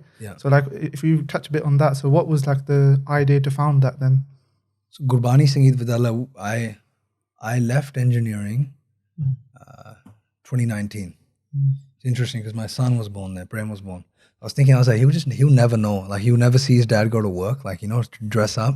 When I had like a stack this big of like button shirts. No, you've got no use for I don't even have them at home. So I left it 2019 is when mid 2019, I finished the contract. Then I never went back. And I had, people don't know this, but people in Sydney know this. I taught for many years for free. Many years. Jehde Sydney che unna nu pata hai that I used to just go to the Gurdwara. Ohi same jathe wali kahani aa gayi. Jathe ki uthe Surya Nitnem hona, morning used to be Nitnem. Then Asa ki var would finish 8 o'clock, 9 o'clock. After 9 o'clock, I'd just go and sit in a room, and then people would just come, and I'd teach whoever came. And it ended up being quite a big community. That was the start. And I never charged anything like that, whatever. Like, it wasn't even official from the Gurdwara. I'd just sit there. So this happened for not just like months, it happened for years. So I already had like a little local base of students. And then when I left engineering, I formalized like everything. So then I started Gurbani Sangeet just to kind of bring things under an umbrella and start a school where people can start learning and put on more classes and this, that, and the other. So that's when that started. After probably 2022. No, probably 2020, sorry. And you know, just it's like another negative connotation people have of Raggis and stuff about taking money and doing seva, but actually the patronage system was quite big in the Sikh Itihas, right? Yeah. So like, what's your opinion on that? Patronage system, here's the thing. 100%. First, patronage system was very big and it's very important. For example, if someone that doesn't have the interest can't invest the same amount of time in a certain art form, but that art form serves them and they don't know how. For example, we're in this house, right? You know, like people that live in this house have no idea how to make glass, for example. They have no idea how to make glass. But they need people that know how to make glass so they can sit here and look out and have glass. You know, we need people to do what they do because it serves us in ways we don't understand, right? So everything is like that. Whatever you do, do well. We understood that a little bit more inherently before, where it was kind of like, hey, I don't see the immediate effect of this, but I understand its cultural significance. So we need to make sure that people that are doing it are enabled to continue to do this. So we had that kind of understanding and that kind of dissipated a little bit as things got commercialized. It's unfortunate, but as I said, like, well, you can just cry about it now, but it is what it is. But you guys, for example, Sikhi is doing something. Bhai Manbir Singh, he did something. He didn't cry, he did something. He built an organization and he's like, I'm going to put effort into this. And we live in a world, yes, there's no patronage. The positive is if people see you do the work, they'll support you. Yeah. People are still people. People still have love in their hearts. You know, at the core of it, everyone has love in their heart. Like when they see something, ki banda kaam kar raha, mehnat kar raha, pyar na kar raha, they'll put money out and they'll support. So we're in a world now where instead of reminiscing, we're not getting patronage. We wish we had patronage. I remember going through that too. I remember thinking, oh man, I don't have an engineering salary anymore. I still have a house to run. Yeah. How to run the house. If only a Gurdwara would have hired me, I could have whatever, you know? But now I think that's the wrong way. That's not the world you live in. So get over it. And the world we live in is that we have to kind of create value, you know? And then people give when they perceive people value. give when they perceive value. So create value. So for like any aspiring artist, right? It doesn't have to be music, any like painter, whatever. So what would you recommend for them to get started on this journey What journey? of like embracing the creativity and like Full-time? becoming a full-time? Yeah. That's not what your journey. That if you focus on that, you're focusing on the wrong thing, and you'll never be good enough to do it full time. Your entire focus needs to be on your craft. No one that I know that's made it, everyone's fallen into place. I don't know what your stories are, but I'm sure you didn't think that you would be doing, like you gave me a beautiful book yesterday, the translation. Do you want to just say the name of the book as well? Oh, the Nana Prakash book. The Nana Prakash book, right? I'm sure you kind of fell into that place. Yeah, that's completely correct. Yeah. And that's the case for everyone. If you focus on your craft, you fall into the right places. It's just meant to be. So for anyone that tries to engineer their way into it, that's the wrong way to go about it.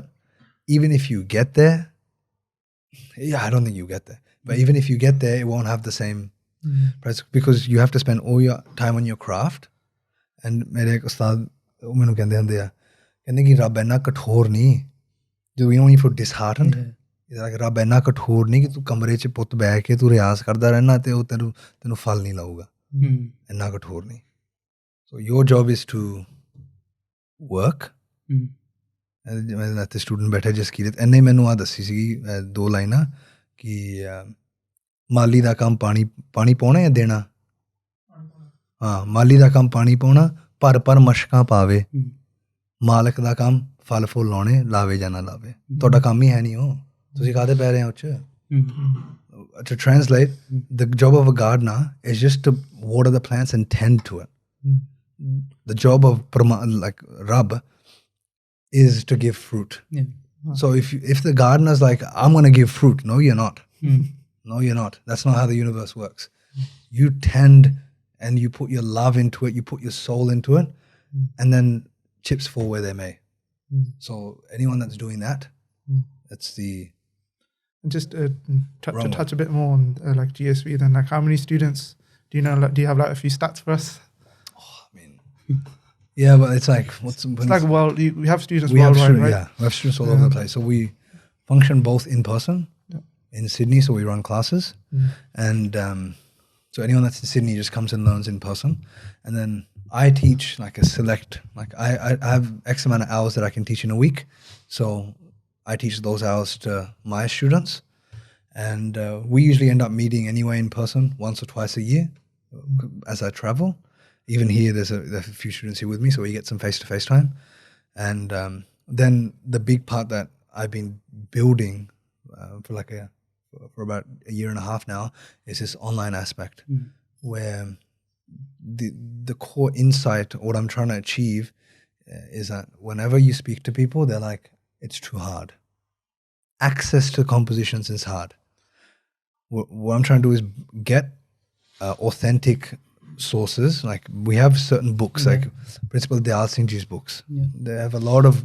golden material Gyan Singh Abtabad Ji's books they have a lot of golden material by Avtar Singh Ji Gurjan Singh Ji's books a lot of material by Prem Singh Honi there's a lot of books like this right and on GSV you can just go download them as well I'm sure they're on other places too but we've just put a resources tab you go and download the books but what I'm doing is going through those books and getting the notations translating notations into English so we have cleaned up notations in both languages and then recording tutorial videos that are like 40 minutes 30 minutes with asthai antra everything with like tabla playing everything you need to learn those compositions remotely and the aim is that these compositions come back into circulation and it's happening already I get snippets from like all over the place like Pakistan I'll get a snippet like I got a snippet from Pakistan of the Ragi Singh singing an old composition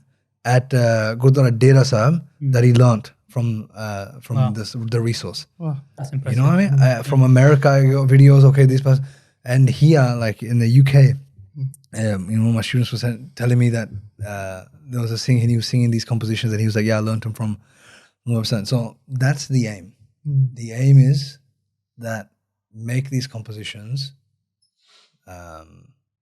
accessible so ਜਿਹੜਾ ਉਹ ਹਵਾ ਜਿਹਾ ਨਾ ਹਵਾ ਜੀ ਬਣੀ ਹੋਈ ਆ ਕਿ ਔਖਾ ਆ ਜੇ ਆ ਉਹ it's very hard it's this that doesn't serve anyone that doesn't serve anyone so get rid of that and just be like if you can sing this you can also sing this which is old traditional part of your heritage so why not just sing this why sing that one that's like what we're trying to address we actually had a few questions from his students if you're going to go through them you've actually answered most of them so maybe one is how do you do like effective riyaz what do you maybe structure it or practically again this is going to change for everyone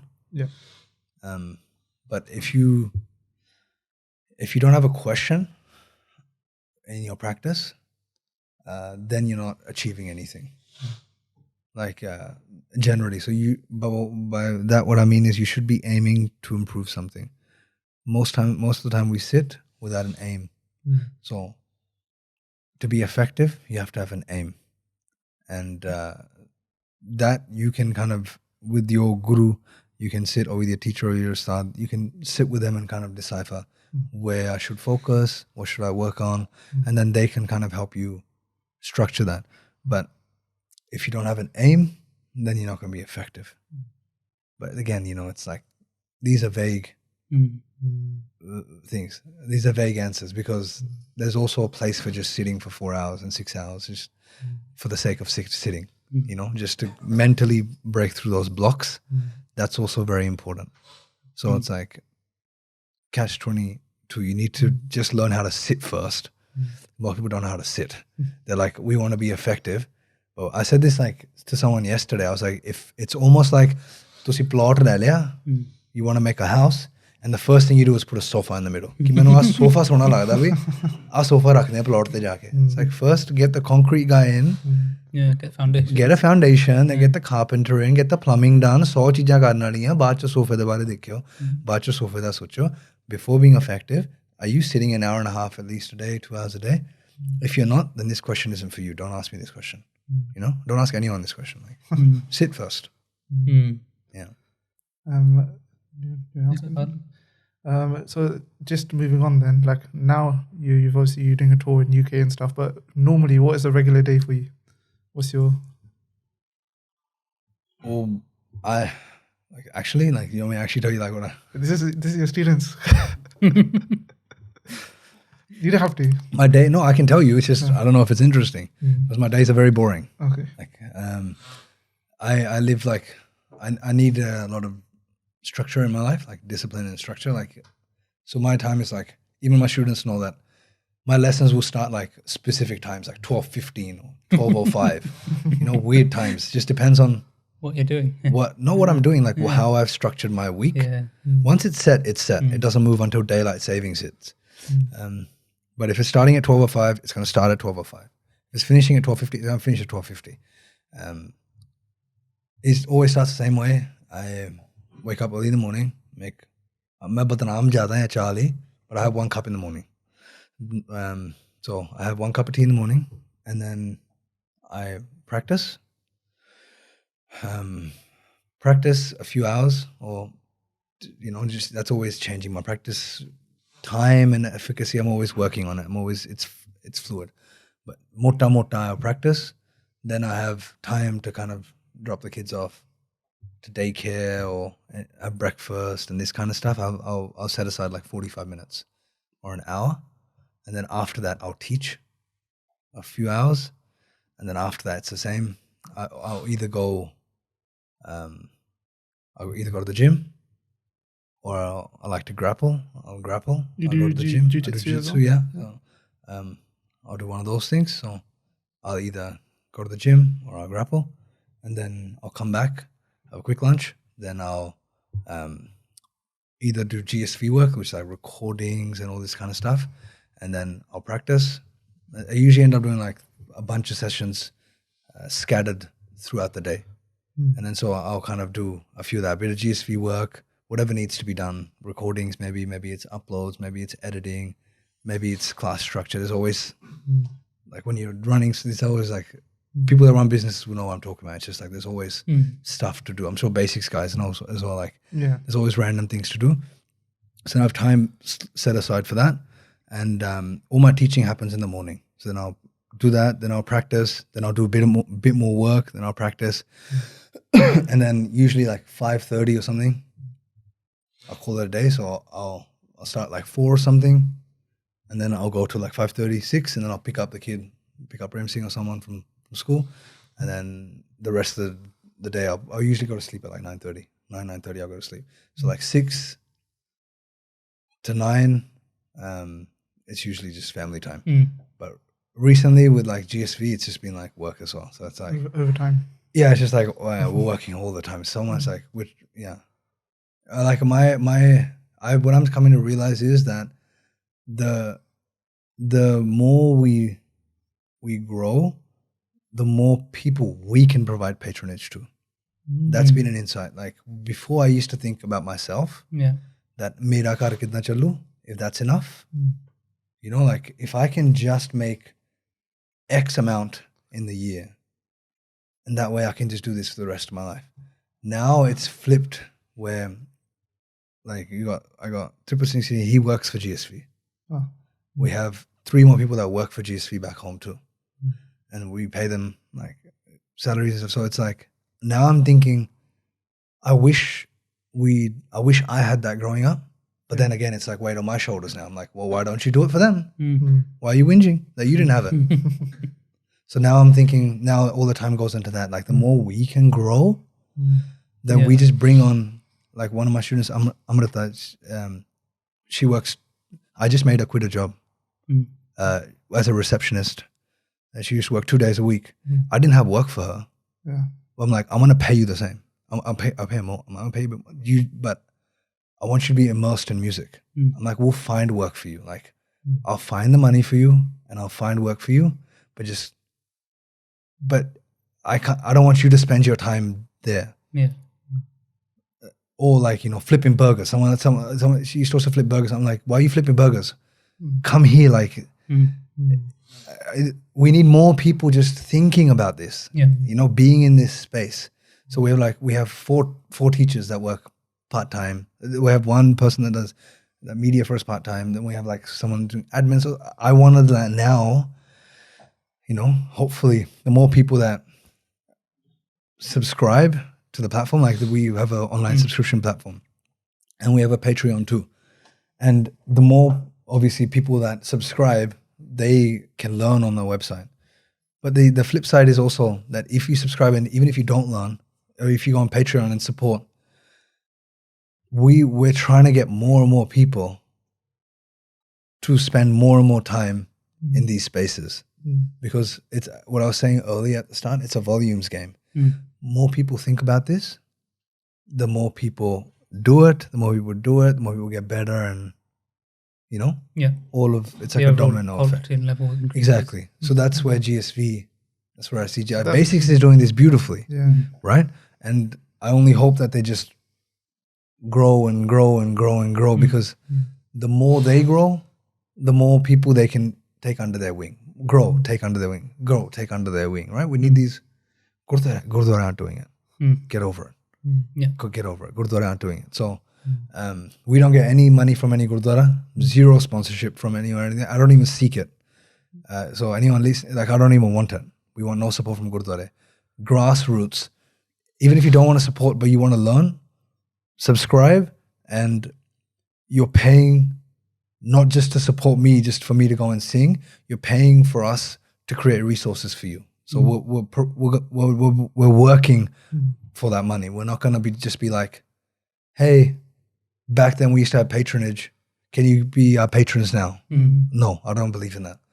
I want to work my ass off, and everyone, like, we're going to keep working, and hopefully you see value in that. And if you see value, support. If you don't see value, that's totally fine.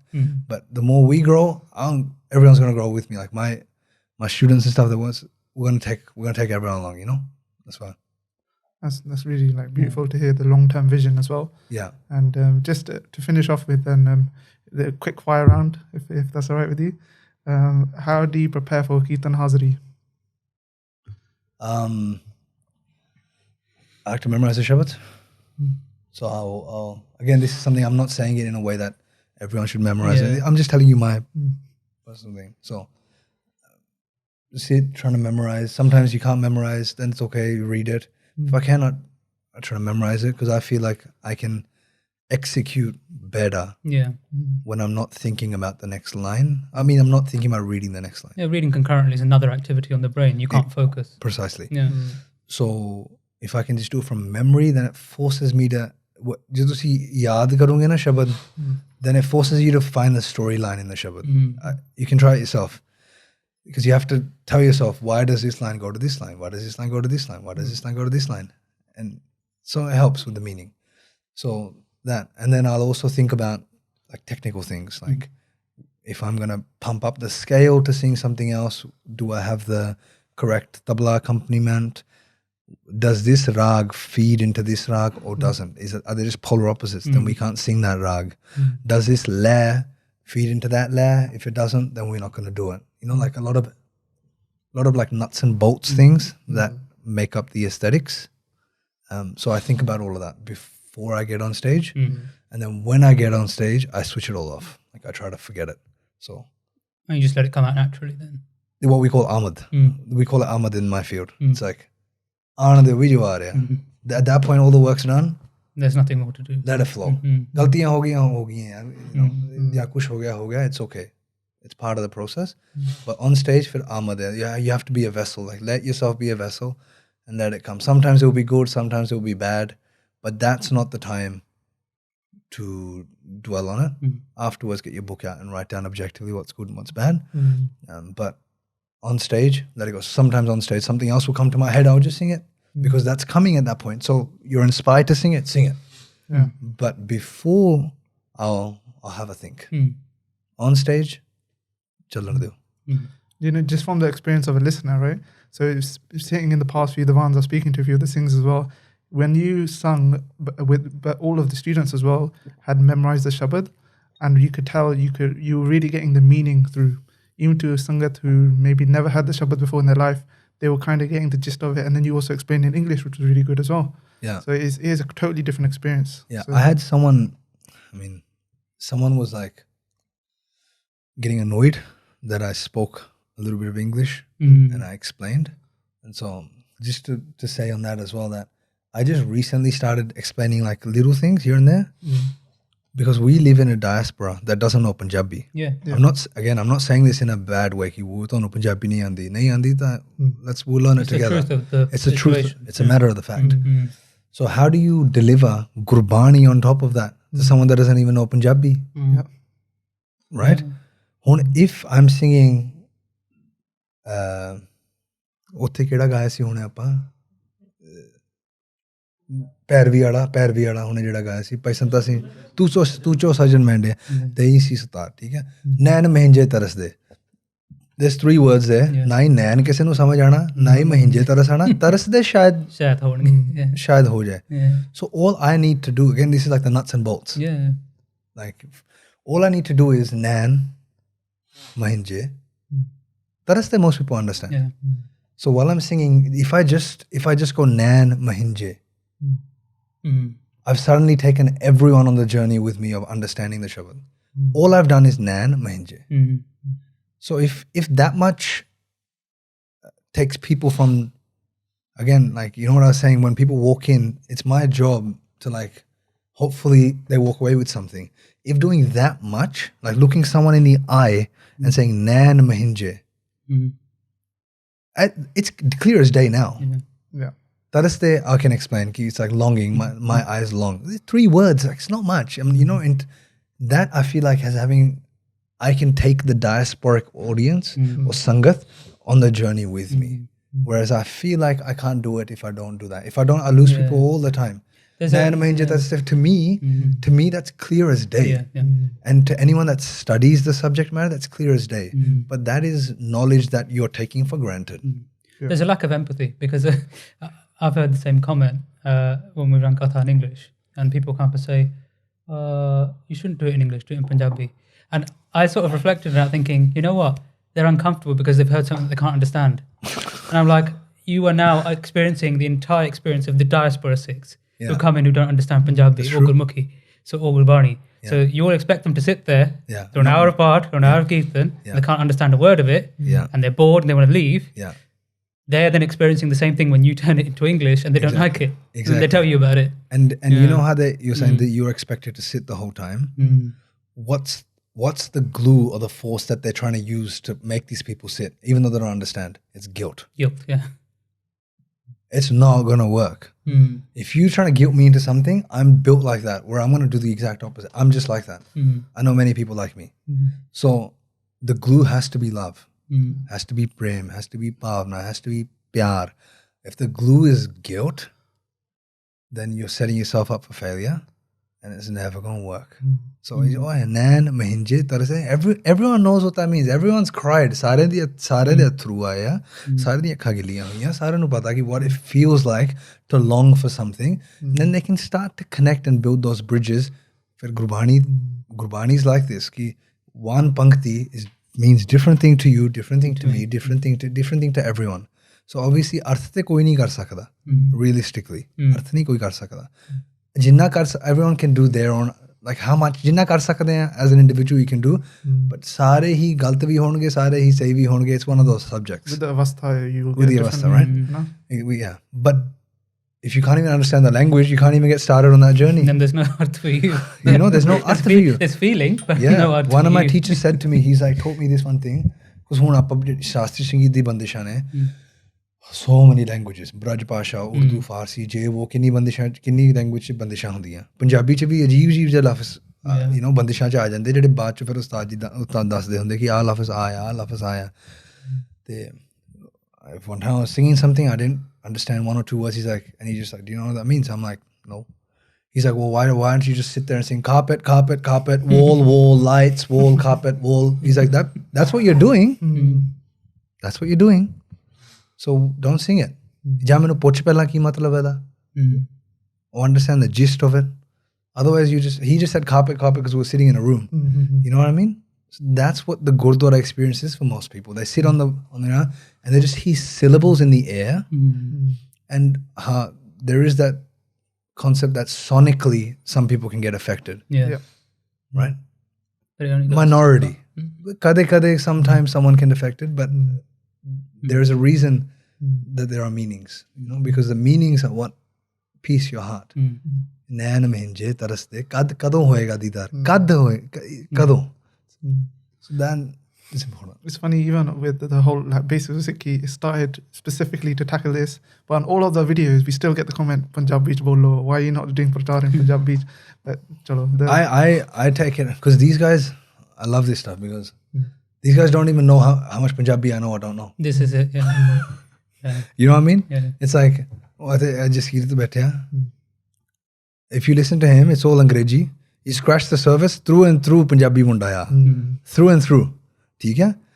And our diaspora, like my generation, I know plenty of people that not only know Punjabi, who know Urdu, who know Hindi. ठीक है? Plenty of people. So these guys commenting, ਤੁਹਾਨੂੰ ਪੰਜਾਬੀ ਨਹੀਂ ਆਂਦੀ. ਉਹਨਾਂ ਨੂੰ ਆ ਨਹੀਂ ਪਤਾ ਕਿ ਅੱਧੇ ਬੰਦੇ ਤਾਂ ਇੱਥੇ ਜਿਹੜੇ ਆ ਕੰਮ ਕਰ ਰਹੇ ਆ ਉਹਨਾਂ ਨੂੰ ਪੰਜਾਬੀ ਵੀ ਆਉਂਦੀ ਆ, ਹਿੰਦੀ ਵੀ ਆਉਂਦੀ ਆ, ਉਰਦੂ ਪੜ੍ਹਨੀ ਆਉਂਦੀ ਹੈ, ਉੱਤੋਂ ਜਿਹੜੀ ਅੰਗਰੇਜ਼ੀ 'ਚ ਬੋਲ ਰਹੇ ਉਹ ਵੀ ਆਉਂਦੀ ਹੈ. ਸੋ ਜਸਟ ਠੰਡੇ ਰਹੋ ਥੋੜ੍ਹਾ ਜਿਹਾ, ਯੂ ਨੋ. ਐਵੇਂ ਹੀ ਗਰਮ ਹੋ ਜਾਂਦੇ ਆ. Like people don't respect the work that goes into things. So you're sitting on stage and you've done X amount of research in a condensed format. You're doing something and the guy's like, you're speaking in English. Yeah, because I can speak English and I can do it in Punjabi and I can do it in this language too. GSV, before coming, we just recorded in Hindi as well. We're translating the notations in Hindi too. Why not? It's a language. What's wrong with Gurbani in so many languages? Like your granddad probably knew how to write Urdu. Yeah. Everyone knew Shahmukhi. So everyone knew Hindi. Farsi as well. Farsi. Sare nu pata yaar. So this Punjabi language like thing is a recent thing. Before it was like everyone read text from everything, you know, Hindi di pustak paiye nale, Urdu di pustak paiye nale, Punjabi di. It's not a big and ko baddi gal nahi ki. Well, this is one language. All your ancestors knew many languages. The Uncle Ji's house that we're living in, he knows Farsi. So what, you know, like as in, it's not, he would know Farsi, he knows Punjabi. I don't know if he knows Hindi, but I'm sure he knows Hindi. It's, for our Buzurgs, it's normal. So if you think it's a big deal, that's on you. Suddenly normal hai char language. Even if you put all that aside, look at Gurbani. It's in so many dialects, inspired so many different languages, right? And Guru Sahib went to all these different places for a reason. Yeah. They obviously spoke in that dialect to those people. Yeah, exactly. Yeah, it doesn't make any sense. A few more questions. So obviously when we look at the platform and also when we hear you speak and when you sing, you're touching a lot on Bharat and Bandishes, so older compositions that have some tradition going back one generation, few generations, doesn't matter. How much do you focus on sort of new compositions, or do you leave room for that? Are you engaged in that sort of practice of doing new compositions yourself? I compose. Okay, so a poet said this to me that I was talking to, and it was a beautiful way to put it. He's like, Kavita, like, I mean, this first मैंने एक और चीज़ याद आ गई, वो तो any मैंने जिसकी रीत नहीं कही सी 2 दिन पहला, कहना अभी लिख दिया बहुत सुना, नहीं कविता उत्तर दिया, ठीक है, means it comes, आमद जिन्हों मैं कह रहा सी. So what the poet said is, He's like, kavita dasa kitna likhi di hai. He's like, pretend you're sitting in that beautiful garden. If you sit still enough, eventually a bird will come and sit on you. Kinni khoobsurat gall hai. Kinni khoobsurat gall hai. If you sit still enough and you're receptive enough, eventually that ਜਿਹੜੀ ਸੂਖਮ ਚੀਜ਼ ਹੈ like a Kavita or a ਬੰਦਿਸ਼ ਤੁਹਾਡੇ ਉੱਤੇ ਆ ਕੇ ਬਹਿ ਜਾਏਗੀ ਫਿਰ ਤੁਹਾਡਾ ਕੰਮ ਹੈ ਉਹਨੂੰ ਲਿਖਣਾ ਜਾਂ ਉਹਨੂੰ ਜ਼ਾਹਿਰ ਕਰਨਾ ਸਾਰਿਆਂ ਨਾਲ ਸ਼ੇਅਰ ਕਰਨਾ ਸਾਰਿਆਂ ਨਾਲ ਪਰ ਜੇ ਤੁਸੀਂ ਕਹੋ from an egotistical perspective ਮੇਰੀ ਕੰਪੋਜੀਸ਼ਨ ਦੇਖਿਓ ਰਿਲੈਕਸ ਤੇਰਾ ਮੇਰਾ ਕੁਛ ਨਹੀਂ ਗਾ ਇੱਥੇ nothing I can sing doesn't matter ਮੈਂ ਵੀ I have got bandishes but I know that those bandishes just come from all the taaleem. Yeah, they're a product of your learning. They're a product of your learning. Yeah. So how much of it is yours? How much is it of your ancestors? It's not copyright. Sanja hi hai, copyright thorna hai. Sara sanja hi hai. So yes, it's your composition. Good. You get credit for it. But you should also know that you're just ਤੁਸੀਂ ਰਾਗ ਥੋੜਾ ਬਣਾਤਾ ਨਵਾਂ ਸਾ ਤੁਸੀਂ ਥੋੜਾ ਬਣਾਇਆ ਤੁਹਾਡੇ ਪਹਿਲਾਂ ਦਾ ਹੀ ਹੈ ਨਾ ਤੁਹਾਡੇ ਉਸਤਾਦ ਤੋਂ ਵੀ ਪਹਿਲਾਂ ਦਾ ਹੀ ਹੈ ਨਾ And you will have borrowed something from somewhere else and combined it elsewhere. Intuitively. Without even knowing. Without knowing. Those things, those rivers flow together and then even with these Prath and bandishes, right? Isn't there some room for like creative license? Absolutely. They have evolved over the time. If we went back a couple hundred years, we're doing this now. Now, some people that are in the diaspora that are in this field are starting to get very like strict about. Okay, this is how this bandish is. This is how this bandish is. But then you hear recordings of the same bandish sung by 4 different people 100 years ago. They're all different. If they were alive today, ਇਹਨਾਂ ਬੰਦਿਆਂ ਨੇ ਉਹਨਾਂ ਨੂੰ ਵੀ ਕਹਿਣਾ ਸੀਗਾ ਇਹਨਾਂ ਬੰਦਿਆਂ ਨੇ ਭਾਈ ਸਮੂਨ ਸਿੰਘ ਜੀ ਨੂੰ ਵੀ ਕਹਿ ਦੇਣਾ ਸੀਗਾ shouldn't have been sung that ਹੁਣ ਜਿੱਦਾਂ ਹੁਣ SGPC ਹਾਰਮੋਨੀਅਮ ਦਾ ਕਹਿ ਰਹੀ ਹੈ ਇਹਨਾਂ ਨੇ ਭਾਈ ਸੰਤਾ ਸਿੰਘ ਭਾਈ ਸਮੂਨ ਸਿੰਘ ਜੀ ਨੂੰ ਵੀ ਕਹਿ ਦੇਣਾ ਸੀਗਾ ਕਿ ਹਾਰਮੋਨੀਅਮ ਦਿਓ ਸਾਨੂੰ like you know they're focusing on the wrong things so there is room for creativity let that come to you intentionally compose kar sakte hain but there's plenty of bandishes so I compose when it comes to me otherwise I study old compositions and sing. So on that note of speaking of Prath and Raggis, who is your favorite Raggi that you listen to regularly? I'll listen to like different people but I feel like first we didn't talk about my teachers at all but my teacher one of my teachers by Harjit Singh ji his dad was Bhai Swaran Singh, who was the brother of Bhai Santa Singh. Oh. So he's a nephew of Bhai Santa Singh ji. I learned from him for a bit. So he influences my style a lot. So Bhai Santa Singh ji is a key figure. He's my Dada Guru in that sense, my teacher's teacher. In terms of Kirtani, so you got him, and then Bhai Samoon Singh ji, like I really enjoy his kirtans. You know, apa kehte hain rohani ustad. So like there's no link. I have no link to him. Yeah. But his music resonates with me. So in that sense, I sing some of his stuff. By Bakshish Singh ji, I enjoy. I like the rawness. Like I can tell you what I like about him. Like by Santa Singh ji, I like his delivery immensely. His technical play or with silence is second to none. No one else can get close to how he knows how to play with the air in the room.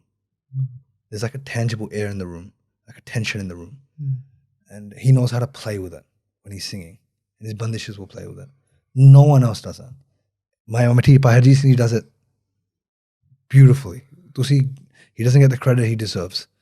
If you ever go to Delhi, go to him, show him love, go listen to him, pyar na milo, like he deserves all the love and respect and he gets it but not as much as he should because he has against all odds kept that tradition alive. Okay? So Bhai Santa Singh ji has that value and Bhai Bakshi Singh ji has like a rawness to him, almost like he's from the soil. You know what I mean? Like he's got that and I enjoy that. Like very raw, unfiltered. Today, Raggis have a very manicured look. Cinematic, manicured kind of look, feel, tone. But Harjit Singh ji used to say to me, he's like, Putt, ਜਦੋਂ ਕੀਰਤਨ ਸ਼ੁਰੂ ਹੋਏ ਨਾ ਪਤਾ ਲੱਗ ਜਾਏ ਕਿਹੜਾ ਰਾਗੀ ਸਿੰਘ ਆ ਉਹ ਗੱਲ ਮੈਨੂੰ ਹੁਣ ਸਮਝ ਆਉਂਦੀ ਹੈ. He told me over 10 years ago. What that means is that follow your voice and your heart. You've got your own character. You've got your own character. Let that come up. So these guys all have their own character. None is right, none is wrong. So Bhai Manbir Singh ji has his own texture in the voice. I love it. Like this, not aggression yet, but like this. There's no modulation in it. It's just like trying Yeah. to smooth it out or anything like that. It's just Yeah, he hasn't made it like intentional. Yeah. He has. Yeah. He has. But he's maintained the rawness, through it, which I enjoy. It's like a punch to it. Even the aesthetic thing is I like that. So we got Bhai Harjit Singh ji, Bhai Samoon Singh ji, Bhai Santa Singh, Bhai Samoon Singh, then we got Bhai Manbir Singh. Across these three would be most of it. Then you get like, I like Bhai Sant Sujan Singh ji, but even Sant Sujan Singh ji, there's a lot of overlap in his singing and like a lot of non-classical singers. I mean, a lot of Shastriya Sangeet musicians. So I listen to those Shastriya Sangeet musicians as well. So in terms of styles, I'm inspired more by those Shastriya Sangeet musicians as well. But in Kirtan, across these three, if someone else comes to mind, mostly you'll find an amalgam of that in the way I sing too. There'll be an amalgam, and depending on what bandish I'm singing, and then I just sing in my own way as well. Like I've never tried to copy. You just kind of learn it and then let it come as it does. I know it's probably impossible to say as it changes with your mood and what you're feeling, but what's your favorite composition? Don't do this. Don't do this. We'll edit that out. Yeah, don't do this. I'm not even going to answer that. Try again. Chalo, move on then. No, it's like, it's different every day, you know? It's like that, one of those things. So today then, I've loved these two compositions that I'm singing while I've been traveling here. One is Sajjan Swami Mora, Mette Bolada ji, and then one is Mere Jeera Pardesiya. I don't know, I've been singing on repeat because they've been stuck in my head. And mere naal jehde sing aaya, वो भी बहुत सोहना गांदे हैं, and Bhajanpreet too. Like, she sings really well. So when we sing it together, the mahal hi aur banada. So I've just been, those have been coming back to me. I think it's also because Bhajanpreet just keeps singing it while she walks around the house. So I keep hearing it. So those two have been. What are some things you do outside of Kirtan, and how have they like affected you? Like your jiu-jitsu, I guess this all helped with your discipline, right? I did nothing for a long time outside of music, but I've recently started doing jiu-jitsu. And I see a lot of parallels in the two things. And there's a lot to learn from the grappling arts that can be applied to music. That gives me a lot of insight, you know.